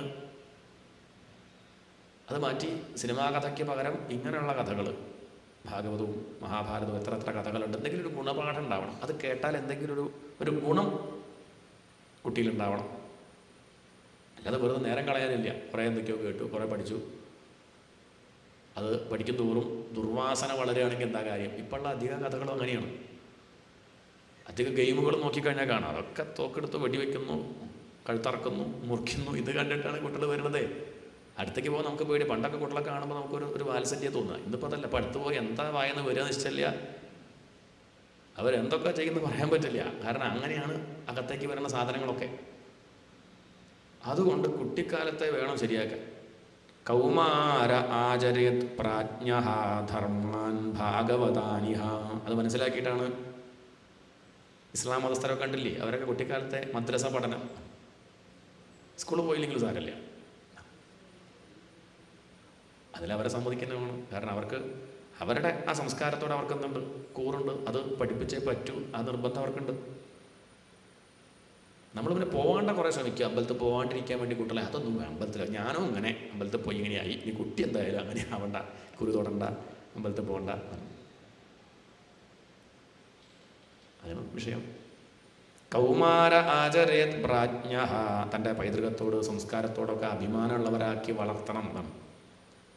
കുട്ടിക്കാലത്ത് ഇല്ലെങ്കിൽ ഭാവിയിൽ കിട്ടില്ല. ദുർലഭം മാനുഷം ജന്മ, അല്ല കുറേ കഴിഞ്ഞിട്ട് മതി എന്ന് വെച്ചാൽ കുറേ കഴിഞ്ഞിട്ട് സാധിക്കുമെന്ന് എന്താ ഉറപ്പ്? എത്ര കാലം ഉണ്ടാവുമെന്ന് വല്ല കണക്ക് കയ്യിലുണ്ടോ? എന്നാൽ മരിക്കാനുള്ളത് ഡേറ്റ് കിട്ടിയിട്ടുണ്ടോ? ഇല്ല. ഇപ്പോഴുള്ള സമാധാനം നാളെ ഉണ്ടാവുമോ എന്നുള്ളത് അറിയോ? ഇപ്പോഴുള്ള ആരോഗ്യം നാളെ ഉണ്ടാവുമെന്ന് ഇഷ്ടമുണ്ടോ? ഈ ഒരു സാഹചര്യം നാളെ ഉണ്ടാവുമെന്ന് അറിയോ? നാളെ എത്ര കണ്ട് അസ്വസ്ഥമായിരിക്കും മനസ്സ് അറിയില്ല.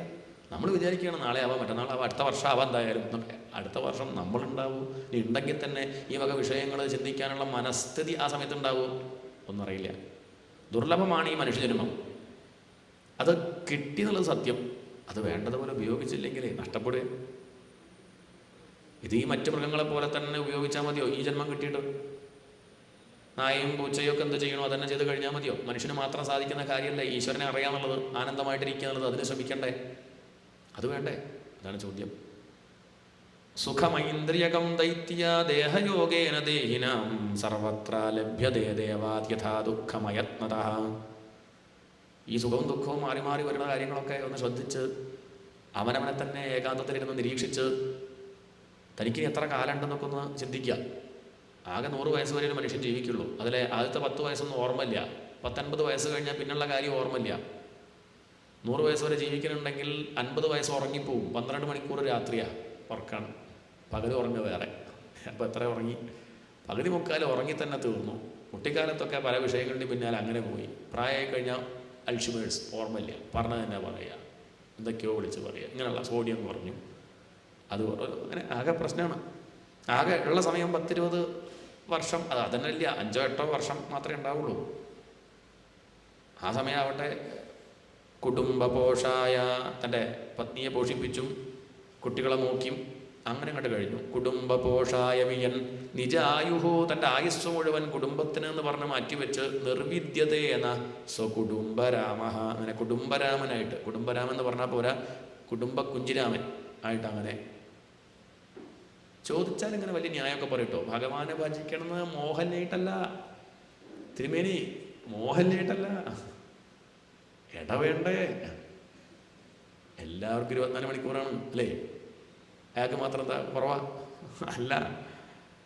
അപ്പം ചോദിക്കണം, ഇന്ന് ഊണഴിച്ചുവോ? ഇട കിട്ടിയോ? അത് കിട്ടി. എത്ര പ്രാവശ്യം മൊബൈൽ നോക്കി? ഇട കിട്ടിയോ? അത് കിട്ടി. ഉറങ്ങിയില്ല ഇന്നലെ? ഓ, ഇട കിട്ടിയോ? കിട്ടി. ഭഗവാനെ ഭജിക്കാൻ ഇട കിട്ടിയില്ലെങ്കിൽ തനിക്ക് വേണമെന്നില്ലടോ, അതാ പറയേണ്ടത്. പിന്നെ നമ്മൾ സാരല്ല, സമയാവട്ടെ. ശരി. കുടുംബപോഷായ, ഒരു 5 മിനിറ്റ് മാറ്റി വയ്ക്കാൻ എത്ര പ്രയാസമുണ്ടോ? പലതിനും വേണ്ടി നമ്മൾ മാറ്റി വയ്ക്കുന്നുണ്ടല്ലോ. ഒരു 10 റുപ്യ കിട്ടുമെന്ന് പറഞ്ഞാൽ നമ്മൾ മാറ്റി വയ്ക്കില്ലേ? എത്ര ദിവസം മാറ്റി വയ്ക്കും? ആ ഒരു ശ്രദ്ധ തൻ്റെ കാര്യമാണത്, സമാധാനത്തിൻ്റെ വിഷയമാണ് പറയണത്. അതിന് പോലും മാറ്റി വയ്ക്കുന്നില്ല മനുഷ്യർ. അതുകൊണ്ട് കുട്ടികളെ, നിങ്ങളോടുള്ള സ്നേഹം കൊണ്ട് ഞാൻ പറയാം, എന്നെപ്പോലെ നിങ്ങൾക്ക് സമാധാനമായിട്ടിരിക്കണമെങ്കിൽ ഈ ഒരു സമയം ഭഗവാനെ ആശ്രയിച്ചോളൂ. നാളത്തേക്ക് വെക്കണ്ട. ഇതങ്ങോട്ട് കേട്ടതും കുട്ടികളൊക്കെ ഉറക്ക നാമം ജപിക്കാൻ തുടങ്ങി. പ്രഹ്ലാദൻ ചൊല്ലിക്കൊടുക്കും, കുട്ടികൾ ഏറ്റുചൊല്ലും. ആ ഗുരുകുലം ഭജനമഠായിട്ട് മാറി. ഇതുവരെയും ഒരു പ്രഹ്ലാദൻ്റെ ശല്യം ഉണ്ടായിരുന്നുള്ളൂ എങ്കിൽ ഇപ്പോൾ അവിടെയുള്ള കുട്ടികൾ മുഴുവൻ പ്രഹ്ലാദന്മാരായിട്ട് മാറി. ആ ഭഗവാന്റെ നാമം കൊട്ടാരത്തിൽ കേൾക്കാൻ തുടങ്ങി. ഗുരുകുലത്തിൽ നിന്നുള്ള ശബ്ദം ഹിരണ്യകശിപുവിൻ്റെ കൊട്ടാരത്തിൽ. ഏതൊരു നാമമാണോ തൻ്റെ രാജ്യത്ത് നിന്ന് ഒഴിവാക്കാൻ നോക്കിയത്, തൻ്റെ മകൻ ചൊല്ലിക്കൊടുക്കുക, അവിടെയുള്ള കുട്ടികളൊക്കെ ഏറ്റുചൊല്ലുക. ഇതാണ് വിധി. നാമം ഈശ്വരൻ്റെ കളി അങ്ങനെയാണ്. അതങ്ങനെ ഉണ്ടാവുക. ഈശ്വരനെ ഇല്ല എന്ന് സമർത്ഥിക്കാൻ പുറപ്പെട്ടാൽ ആ കുടുംബത്തിൽ നിന്ന് തന്നെ ആരുണ്ടാവും? അസലൊരു ഭക്തൻ ജനിക്കും. ശ്രുത്വാ തതപ്രിയം ദൈത്യോ ദുസ്സഹം തനയാനയം കോപാവേശചലത് ഗാത്രഃ പുത്രം ഹന്തും മനോദധേ. തൻ്റെ ശത്രുവായ വിഷ്ണുവിൻ്റെ നാമം തൻ്റെ മകൻ ചൊല്ലണത് കേട്ട് ദേഷ്യം വന്നു. കണ്ണ് ഉരുട്ടി പുരികം വളച്ച് ചുണ്ടു വറച്ചും കൊണ്ട് ഹിരണ്യകശിപു വാളെടുത്ത് ഓടി വരികയാണ്, ചവിട്ടേറ്റ പാമ്പിനെ പോലെ. ക്രുദ്ധസ്യ യസ്യ കമ്പന്തേ ത്രയോ ലോകാഃ സഹേശ്വരാ തസ്യ മേ ഭീതവന്മൂഢ ശാസനം കിം ബലോത്യഗാഃ. ഞാനൊന്ന് പുരികം വളച്ചാൽ ഇവിടെ ലോകപാലന്മാർ ഞെട്ടി ഉറയ്ക്കും.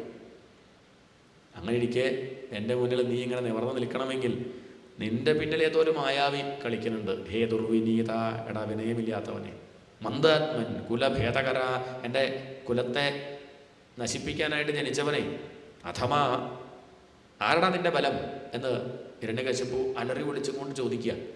അപ്പോഴും ശാന്തനായും കൊണ്ട് മറുപടി പറയണവര് പ്രഹ്ലാദന് ഇപ്പോഴും പ്രഷർ BP നോക്കിയാൽ നോർമൽ. ഹിരണ്യകശിപു അങ്ങനെ പടയാണ്. അച്ഛനോട് ശാന്തനായും കൊണ്ട് പ്രഹ്ലാദൻ പറയാണ്, അച്ഛാ ന കേവലം മേ ഭവതശ്ച രാജൻ. അങ്ങ് ചോദിച്ചല്ലോ ആരാ എനിക്ക് ബലം എന്ന്. ന കേവലം മേ, എനിക്ക് മാത്രമല്ല അച്ഛാ, ഭവതഃ അങ്ങേക്കും. ഇനി എനിക്കും അങ്ങേക്കും മാത്രമല്ല, ഇവിടെ എത്ര ജീവജാലങ്ങളുണ്ടോ അവർക്കൊക്കെ ബലമായിട്ടിരിക്കുന്നത് ആരാ? അങ്ങേക്ക് വരം തന്ന ഒരാളുണ്ടല്ലോ, എന്താ അദ്ദേഹത്തിൻ്റെ പേര്? ബ്രഹ്മാവ്. ആ ബ്രഹ്മാവിന് ബലം പാരാ എന്ന് അച്ഛൻ വിചാരിച്ചത്? ബ്രഹ്മാദയോ ഏന വശം പ്രണീതാഃ. ആ ബ്രഹ്മാവ് പോലും ആ ഭഗവാന്റെ കിങ്കരനാ. അങ്ങയുടെ ശക്തിയൊക്കെ ബ്രഹ്മാവിൽ നിന്ന് കിട്ടിയതല്ലേ? ബ്രഹ്മാവിന് ഇവിടെ നിന്ന് കിട്ടി. ബ്രഹ്മാവ് വിഷ്ണു ഭഗവാന്റെ കയ്യിൽ നിന്ന് വായ്പ വാങ്ങിയതാ. അടുത്തിട്ടാണ് ആർക്ക് കൊടുത്തത്? ഹിരണ്യകശിപുവിന് കൊടുത്തത്. അങ്ങേക്കും എനിക്കും എല്ലാവർക്കും ബലം ഒന്ന് തന്നെയാണ് അച്ഛാ, അത് വൈകുണ്ഠ. സഹിച്ചില്ല. ബലം ശ്രീഹരിയാണെന്ന് കേട്ടപ്പം ദേഷ്യം ഒന്നുകൂടി വർദ്ധിച്ചു. അങ്ങനെയാണെങ്കിൽ നിന്റെ ശ്രീഹരി എവിടെയുള്ളത്? ഞാൻ അന്വേഷിച്ചല്ലോ. ഞാൻ വൈകുണ്ഠത്തിൽ പോയി, അവിടെ അനന്തനെ മാത്രമേ കണ്ടുള്ളൂ. സ്ഥലം വിട്ടു എന്നെ പേടിച്ചിട്ട്. ആര്? വിഷ്ണു ഭഗവാൻ. എവിടേക്കാ പോയി? ഹിരണ്യകശിപുവിൻ്റെ ഹൃദയത്തിലിരുന്നു. ഒരിക്കലും ദുർജനങ്ങൾ ഹൃദയത്തിലേക്ക് നോക്കില്ല. അല്ലെങ്കിലും കള്ളന്മാർ അവനവൻ്റെ പോക്കറ്റ് തപ്പില്ലല്ലോ, മറ്റുള്ളവരുടെ പോക്കറ്റല്ലേ തപ്പുള്ളൂ. ഇവരുള്ളവരെന്ത് ചെയ്യും? കള്ളൻ്റെ കീശത്തിൻ്റെ താക്കോല് വെച്ച സുഖമായിട്ട് കിടന്നുറങ്ങാം. കാരണം അയാളുടെ പോക്കറ്റ് തപ്പില്ല. ഹിരണ്യകശിപുവിൻ്റെ ഹൃദയത്തിൽ ഒളിച്ചു സാമർത്ഥ്യക്കാരനായ വിഷ്ണു. അതുകൊണ്ട് ഹിരണ്യകശിപു ലോകത്ത് മുഴുവൻ നോക്കിയിട്ടും ഭഗവാനെ കണ്ടില്ല. അല്ലെങ്കിൽ ഭൗതിക ശാസ്ത്രം കൊണ്ട് ഈശ്വരനെ കിട്ടില്ല. ഈശ്വരനെ അന്വേഷിച്ച് കീറി മുറിച്ചാൽ കിട്ടുമോ? നമ്മൾ ഈശ്വരൻ എന്ന് പറഞ്ഞിട്ട് ഡോക്ടർമാർ കാണേണ്ടതല്ലേ? ഹൃദയത്തിൽ ഈശ്വരനുണ്ട്. എന്നാൽ പിന്നെ ഓപ്പറേഷൻ ചെയ്യണവരോട് ചോദിച്ചു നോക്കൂ, ശസ്ത്രക്രിയ ചെയ്യുമ്പം ഈശ്വരനെ കണ്ടു ഹൃദയം മാറ്റി വയ്ക്കുമ്പോൾ? അങ്ങനെ കീറി മുറിച്ചാൽ കാണുന്നല്ല പറയണത്, നഗ്നമായ നേത്രം കൊണ്ട് കാണുന്നല്ല, ആ സാന്നിധ്യം അറിയാൻ സാധിക്കുക, അത്രയേ ഉള്ളൂ. ഹിരണ്യകശിപുവിൻ്റെ ചോദ്യം അങ്ങനെ, എന്നാൽ എവിടെ? കാണിച്ചു. നമ്മളെന്താ പ്രതീക്ഷിക്കണത്? നമ്മളൊരു മനസ്സിലൊരു രൂപം കണ്ടിട്ടുണ്ട്, അങ്ങനെ കാണണമെന്നാണോ? അങ്ങനെ സാധിച്ചോളണമെന്നില്ല. ഇനിയിപ്പോൾ അങ്ങനെ കാണുന്നുണ്ടെങ്കിൽ അതും സത്യമല്ല, അതും നമ്മുടെ സങ്കല്പം കൊണ്ട് അങ്ങനെ കാണുകയാണ്. എവിടെയാ വിഷ്ണു ചോദിച്ചാൽ കുവാസവും എവിടെയാ ചോദിച്ചു? ഉണ്ണി പറഞ്ഞു സർവത്ര, എല്ലാ ദിക്കിലുണ്ട് അച്ഛാ. ഈ കാണുന്നതൊക്കെ ഈശ്വരനാണ്. കസ്മാത് സ്തംഭേ, അങ്ങനെയാണെങ്കിൽ ഈ തൂണിൽ ഈശ്വരൻ വേണ്ടേ?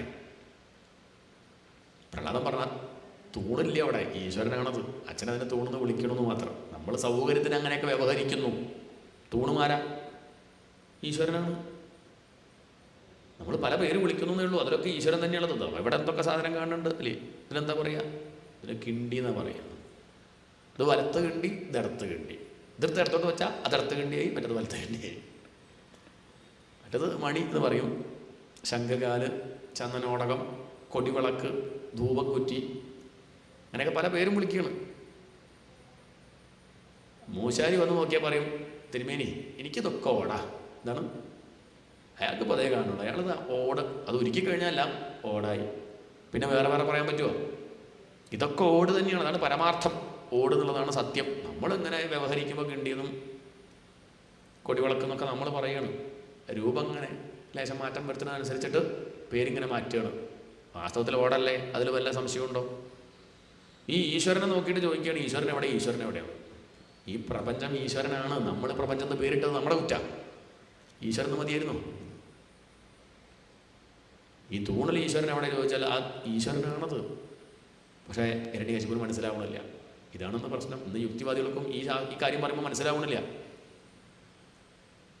സർവത്ര, എല്ലാ ദിക്കിലും ഉണ്ട്. ഇതും ഈശ്വരനാണെന്ന് പറയുമ്പോൾ വ്യക്തമാവണില്ല ഹിരണ്യകശിപുവിന്. അങ്ങനെ എല്ലാ ദിക്കിലും കൂടി ഉണ്ട് ഒരു ഈശ്വരൻ. എന്നാ അങ്ങനെയാണെങ്കിൽ ഈ തൂണിൽ വേണ്ടേ? കസ്മാത് സ്തംഭേ. ഉണ്ണി പറഞ്ഞു, അച്ഛാ ഉണ്ട്. എന്നാൽ ഹിരണ്യകശിപുവിന് മനസ്സിലാവുന്ന വിധത്തിൽ വരികയാണ് ഭഗവാൻ. ആ ഉണ്ണിയുടെ വാക്ക് കാണുന്നുണ്ടെന്ന് പറഞ്ഞല്ലോ, എന്നാൽ പിന്നെ സത്യാക്കണ്ടേ. സത്യം വിധാതും നിജഭൃത്യഭാഷിതം. തൻ്റെ ഭക്തനായ പ്രഹ്ലാദൻ അച്ഛനോട് പറഞ്ഞു, ഈ തൂണിൽ വിഷ്ണു ഭഗവാനുണ്ട്.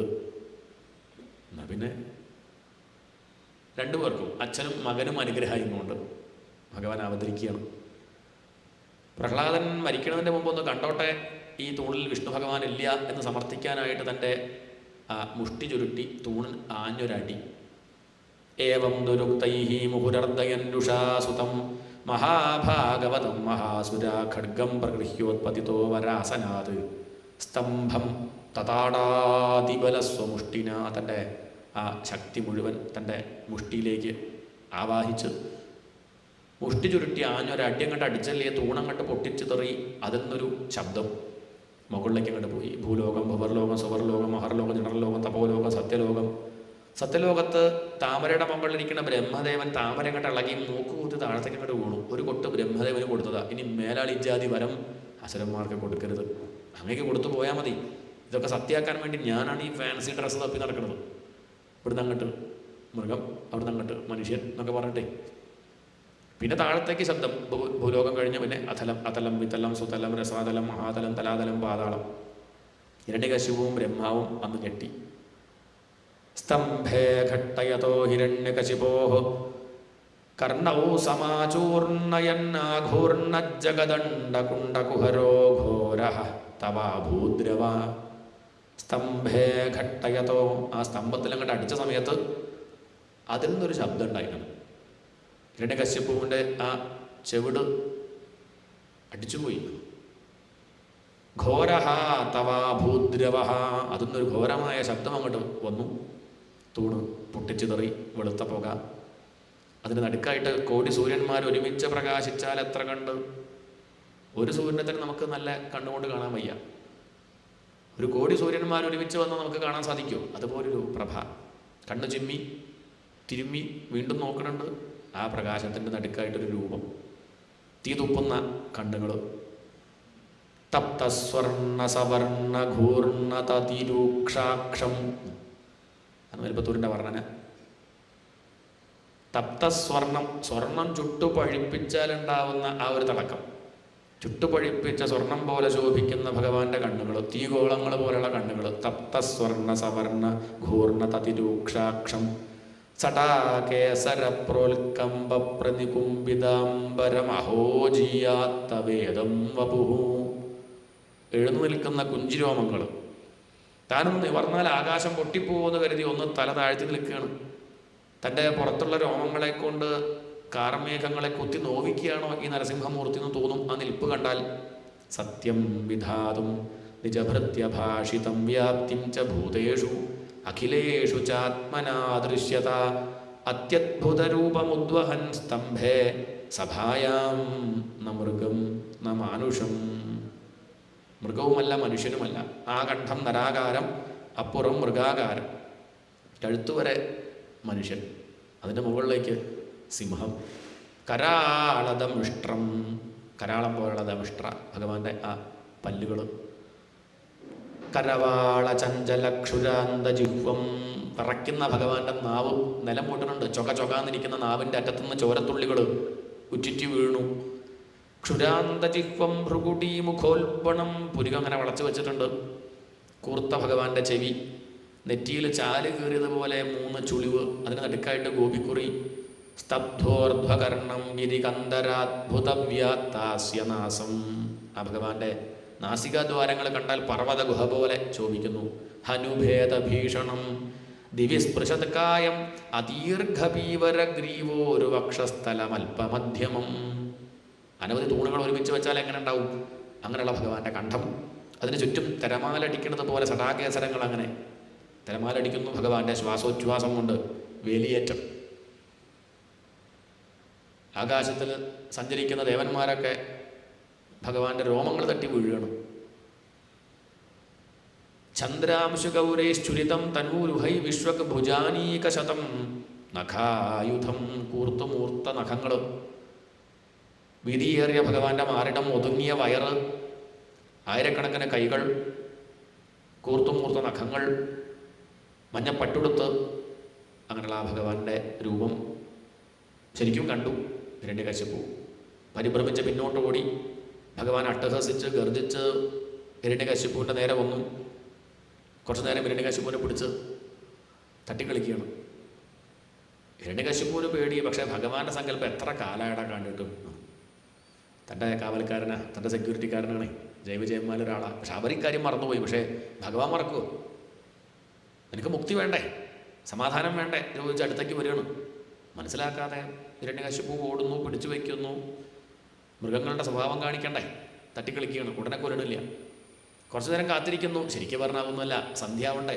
രാവിലെ കൊല്ലാൻ പാടില്ല, രാത്രി കൊല്ലാൻ പാടില്ല, സന്ധ്യയ്ക്കാവാലോ എന്ന് കരുതി സന്ധ്യാസമയമായി. ഹിരണ്യകശിപുവിനെ തൂക്കിയെടുത്ത് കൊണ്ടുപോയി. പരുന്ത് പാമ്പിനെ കൊത്തിക്കൊണ്ടുപോകുന്നത് പോലെ എടുത്തങ്ങോട്ട് കൊണ്ടുപോയി ഉമ്മറപ്പടിയിൽ അങ്ങോട്ടിരുന്നു. എന്നാൽ അകത്തുമല്ല പുറത്തുമല്ല. അകത്ത് വെച്ച് കൊല്ലരുത്, പുറത്ത് വെച്ച് കൊല്ലരുത്. ശരി, എന്നാൽ ഇവിടെ ആവാലോ. രാവിലെ പാടില്ല, രാത്രി പാടില്ല, സന്ധ്യയ്ക്കല്ലേ. ആകാശത്ത് വെച്ച് പാടില്ല, ഭൂമിയിൽ വെച്ച് പാടില്ല. അങ്ങനെ വിലങ്ങനെ എടുത്ത് തൻ്റെ മടിയിൽ അങ്ങോട്ട് കിടത്തി. തൻ്റെ മടിയിൽ വെച്ചിട്ടാണ് ഭാഗ്യവാൻ. പ്രഹ്ലാദൻ്റെ അച്ഛനല്ലേ, തൻ്റെ മടിയിൽ തന്നെ കിടക്കട്ടെ എന്ന് ഭഗവാൻ തീരുമാനിച്ചിട്ടുണ്ടാവാം. ലക്ഷ്മി ദേവി മാത്രമേ ആ മടിയിൽ കിടന്നിട്ടുള്ളൂ. ഇപ്പോൾ ഹിരണ്യകശിപുവിന് ആ ഭാഗ്യം കിട്ടി. ആയിരക്കണക്കിന് കൈകളെ കൊണ്ട് കാൽഭാഗം താഴ്ത്തി, ആയിരക്കണക്കിന് കൈകളെ കൊണ്ട് തലഭാഗം താഴ്ത്തി. തനിക്ക് വേണ്ടത് ഹൃദയമാണ്. തൻ്റെ മുന്നിലേക്ക് അങ്ങനെ കാവടി പോലെ പൊന്തി വരികയാണ്. തൻ്റെ കൂർത്തും മൂർത്തുള്ള നഖങ്ങളെ കൊണ്ട് ഭഗവാൻ ആ ഹിരണ്യകശിപുവിൻ്റെ മാറിടം അങ്ങോട്ട് വളർന്നു. കുടൽമാലെടുത്തു, വനമാല പോലെ കഴുത്തിലിട്ടു. തൻ്റെ വലത് കൈ കൊണ്ട് ആ ഹിരണ്യകശിപുവിൻ്റെ ഹൃദയം അത് ചെന്താമര പോലെ കയ്യിലെടുത്തു. നാവങ്ങോട്ട് നീട്ടി നല്ലോണം ആ രക്തം അങ്ങോട്ട് കുടിച്ചു. യഥാന്ത്രമാലീ ദ്വിപഹത്യയാ ഭൃശം. ഒരു മത്തഗജത്തെ അടിച്ചു കൊന്ന് ചോരയിൽ കുളിച്ചിരിക്കുന്ന സിംഹത്തെ ഒന്ന് ഭാവന ചെയ്യൂ.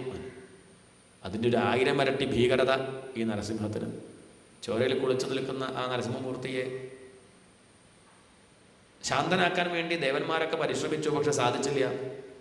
ലക്ഷ്മി ദേവി വന്നു, ലക്ഷ്മി ദേവിക്ക് പോലും സാധിച്ചില്ല. ഇനിയിപ്പോൾ ആർക്ക് സാധിക്കും എന്ന് കരുതി ദുഃഖിച്ചിരിക്കുകയാണ് ബ്രഹ്മദേവൻ. ഇത് കണ്ട് പരിഭ്രമിക്കാതെ പുഞ്ചിരിച്ച് അപ്പോഴും ശാന്തിക്കൊരു കോട്ടല്ല. പ്രശാന്തായ ആര്? ഇതൊക്കെ കണ്ടിട്ട് പ്രഹ്ലാദനെന്തില്ല, ഒരു പരിഭ്രമമില്ല. ബ്രഹ്മദേവൻ വിഷ്ണു ഭഗവാന്റെ കൂടെ അപ്പോഴും.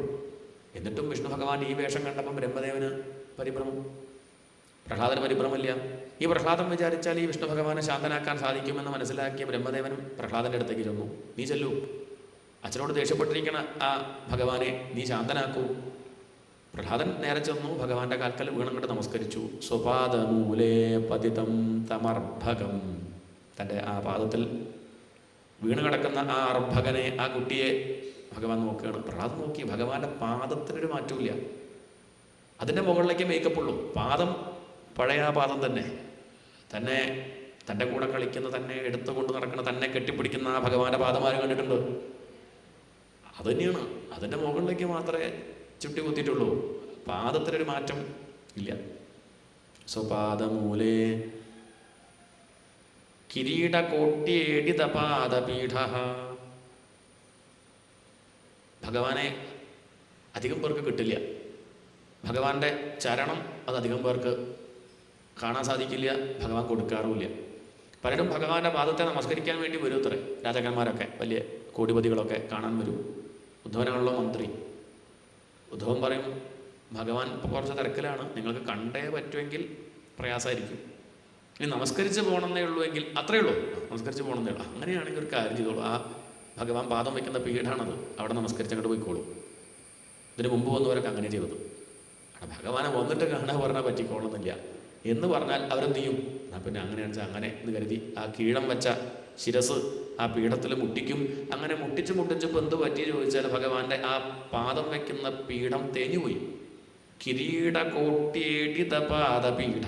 ഈ രാജാക്കന്മാർ വന്ന് തല മുട്ടിച്ചിട്ടേ ആ കിരീടം മുട്ടിപ്പം ഭഗവാൻ പാദം വയ്ക്കുന്ന ആ പീഠം തേഞ്ഞുപോയി. പക്ഷെ ആ രാജാക്കന്മാർക്കൊന്നും കിരീടം അഴിച്ച് നമസ്കരിക്കണം തോന്നിയിട്ടില്ല. എന്താണ്? അല്ല, എന്തായാലും ഭഗവാനെ കാണാൻ വന്നതല്ലേ, നമുക്ക് കിരീടം ഒന്ന് അഴിച്ചിട്ടാവാം.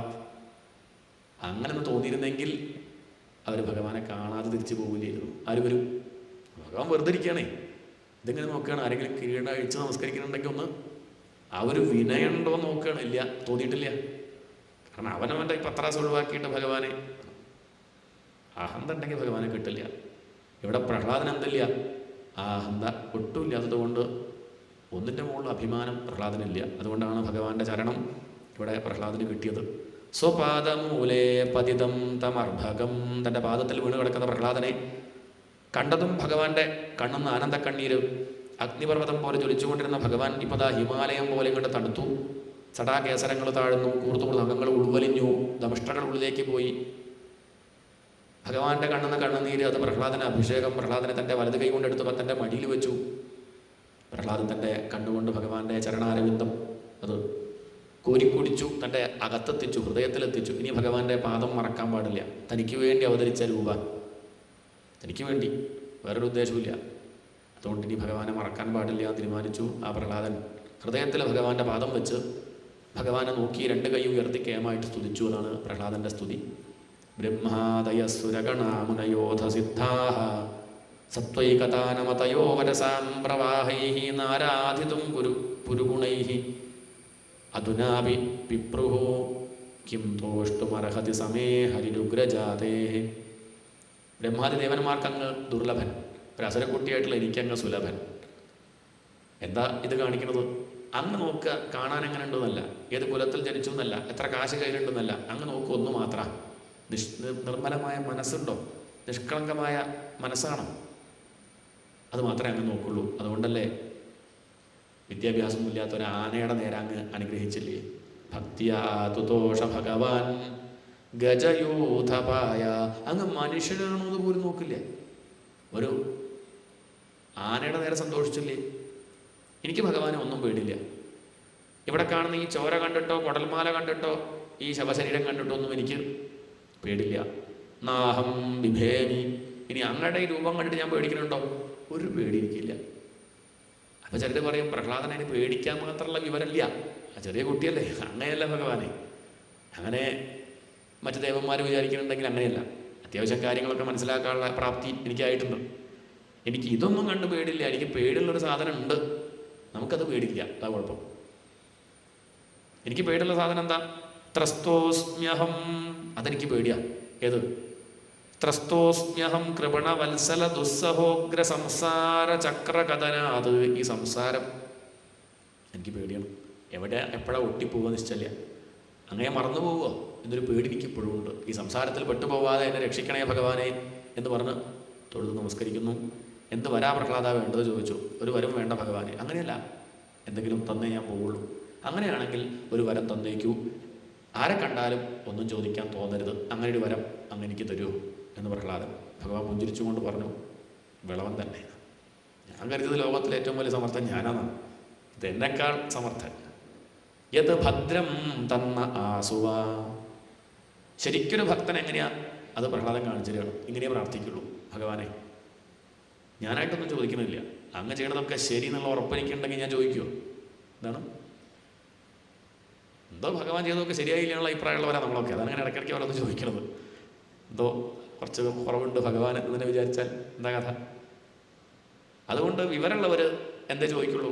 എന്തെങ്കിലും ഭഗവാൻ ചോദിക്കാൻ നിർബന്ധിച്ചാൽ, ഭഗവാനെ എന്ത് തന്നാലാണ് ഞാൻ നേരെയാവുക എന്നുള്ളത് എന്നെക്കാൾ കൂടുതൽ അങ്ങേക്കാണ് അറിയാം. അതുകൊണ്ട് എന്ത് തന്നാൽ ഞാൻ നേരെയാവുമോ അതെനിക്ക് തന്നോളൂ. ഞാൻ വിവരമില്ലാത്തതുകൊണ്ട് പലതും ചോദിക്കും. ജലദോഷം പിടിച്ചിരിക്കുമ്പോൾ കുട്ടി ഐസ്ക്രീം വേണമെന്ന് പറയും. വിവരമുള്ള അച്ഛൻ വാങ്ങി കൊടുക്കുമോ? കൊടുക്കുമോ?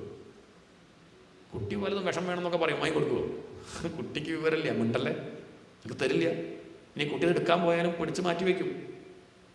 അങ്ങനെയാണ് ഭഗവാൻ. അതുകൊണ്ട് നമ്മളായിട്ടൊന്നും ചോദിക്കേണ്ട. എന്താണോ ഭഗവാൻ തരാൻ ഉദ്ദേശിച്ച് തരട്ടെ. എന്ത് തന്നാലാണ് ഞാൻ നേരെയാവുക എന്നുള്ളത് എനിക്കറിയില്ല ഭഗവാനെ. അതുകൊണ്ട് എന്ത് തന്നാൽ നേരെയാവുക തന്നേക്കൂ, ഞാനായിട്ടൊന്നും ചോദിക്കില്ല എന്ന് പ്രഹ്ലാദൻ ഭഗവാൻ അനുഗ്രഹിച്ചു. നീ മുതൽ ഭക്തശിരോമണി പ്രഹ്ലാദൻ എന്നറിയപ്പെടും. അങ്ങനെ പ്രഹ്ലാദന് അഭിഷേകം, ഭഗവാന്റെ ആനന്ദ കണ്ണീര് കൊണ്ട് സിംഹാസനം, ഭഗവാന്റെ പടി, കിരീടം, ഭഗവാന്റെ വലത്തെ കൈ. അങ്ങനെ ഭക്തശിരോമണി പ്രഹ്ലാദനായി. ഭക്തിയുടെ കാര്യത്തിൽ പ്രഹ്ലാദനെ പോലെ പറയാൻ പലരും ഉണ്ടാവും. പക്ഷെ പ്രഹ്ലാദനേക്കാൾ എന്ന് പറയാൻ ആരുമില്ല. ഭക്തന്മാരുടെ ലിസ്റ്റ് പറയുമ്പം പ്രഹ്ലാദ, നാരദ, പരാശര, പുണ്ടരീക, അങ്ങനെ പോവുക. ഗുരുനാഥനായ നാരദർ രണ്ടാമതായി, ശിഷ്യൻ മുന്നിൽ. പ്രഹ്ലാദ നാരദൻ തന്നെ പറഞ്ഞു, അവൻ കഴിഞ്ഞിട്ട് മതി ഞാൻ. ഭക്തിയുടെ കാര്യത്തിൽ ഞാനാ പഠിപ്പിച്ചത് പറഞ്ഞിട്ട് കാര്യമില്ല, എന്നേക്കാൾ കേമന എന്നാണ് നാരദരുടെ വരെ അഭിപ്രായം. ആണ് പ്രഹ്ലാദൻ്റെ മഹത്വം. ഇങ്ങനൊരു ഭക്തി നമുക്കും ഉണ്ടാവട്ടെ.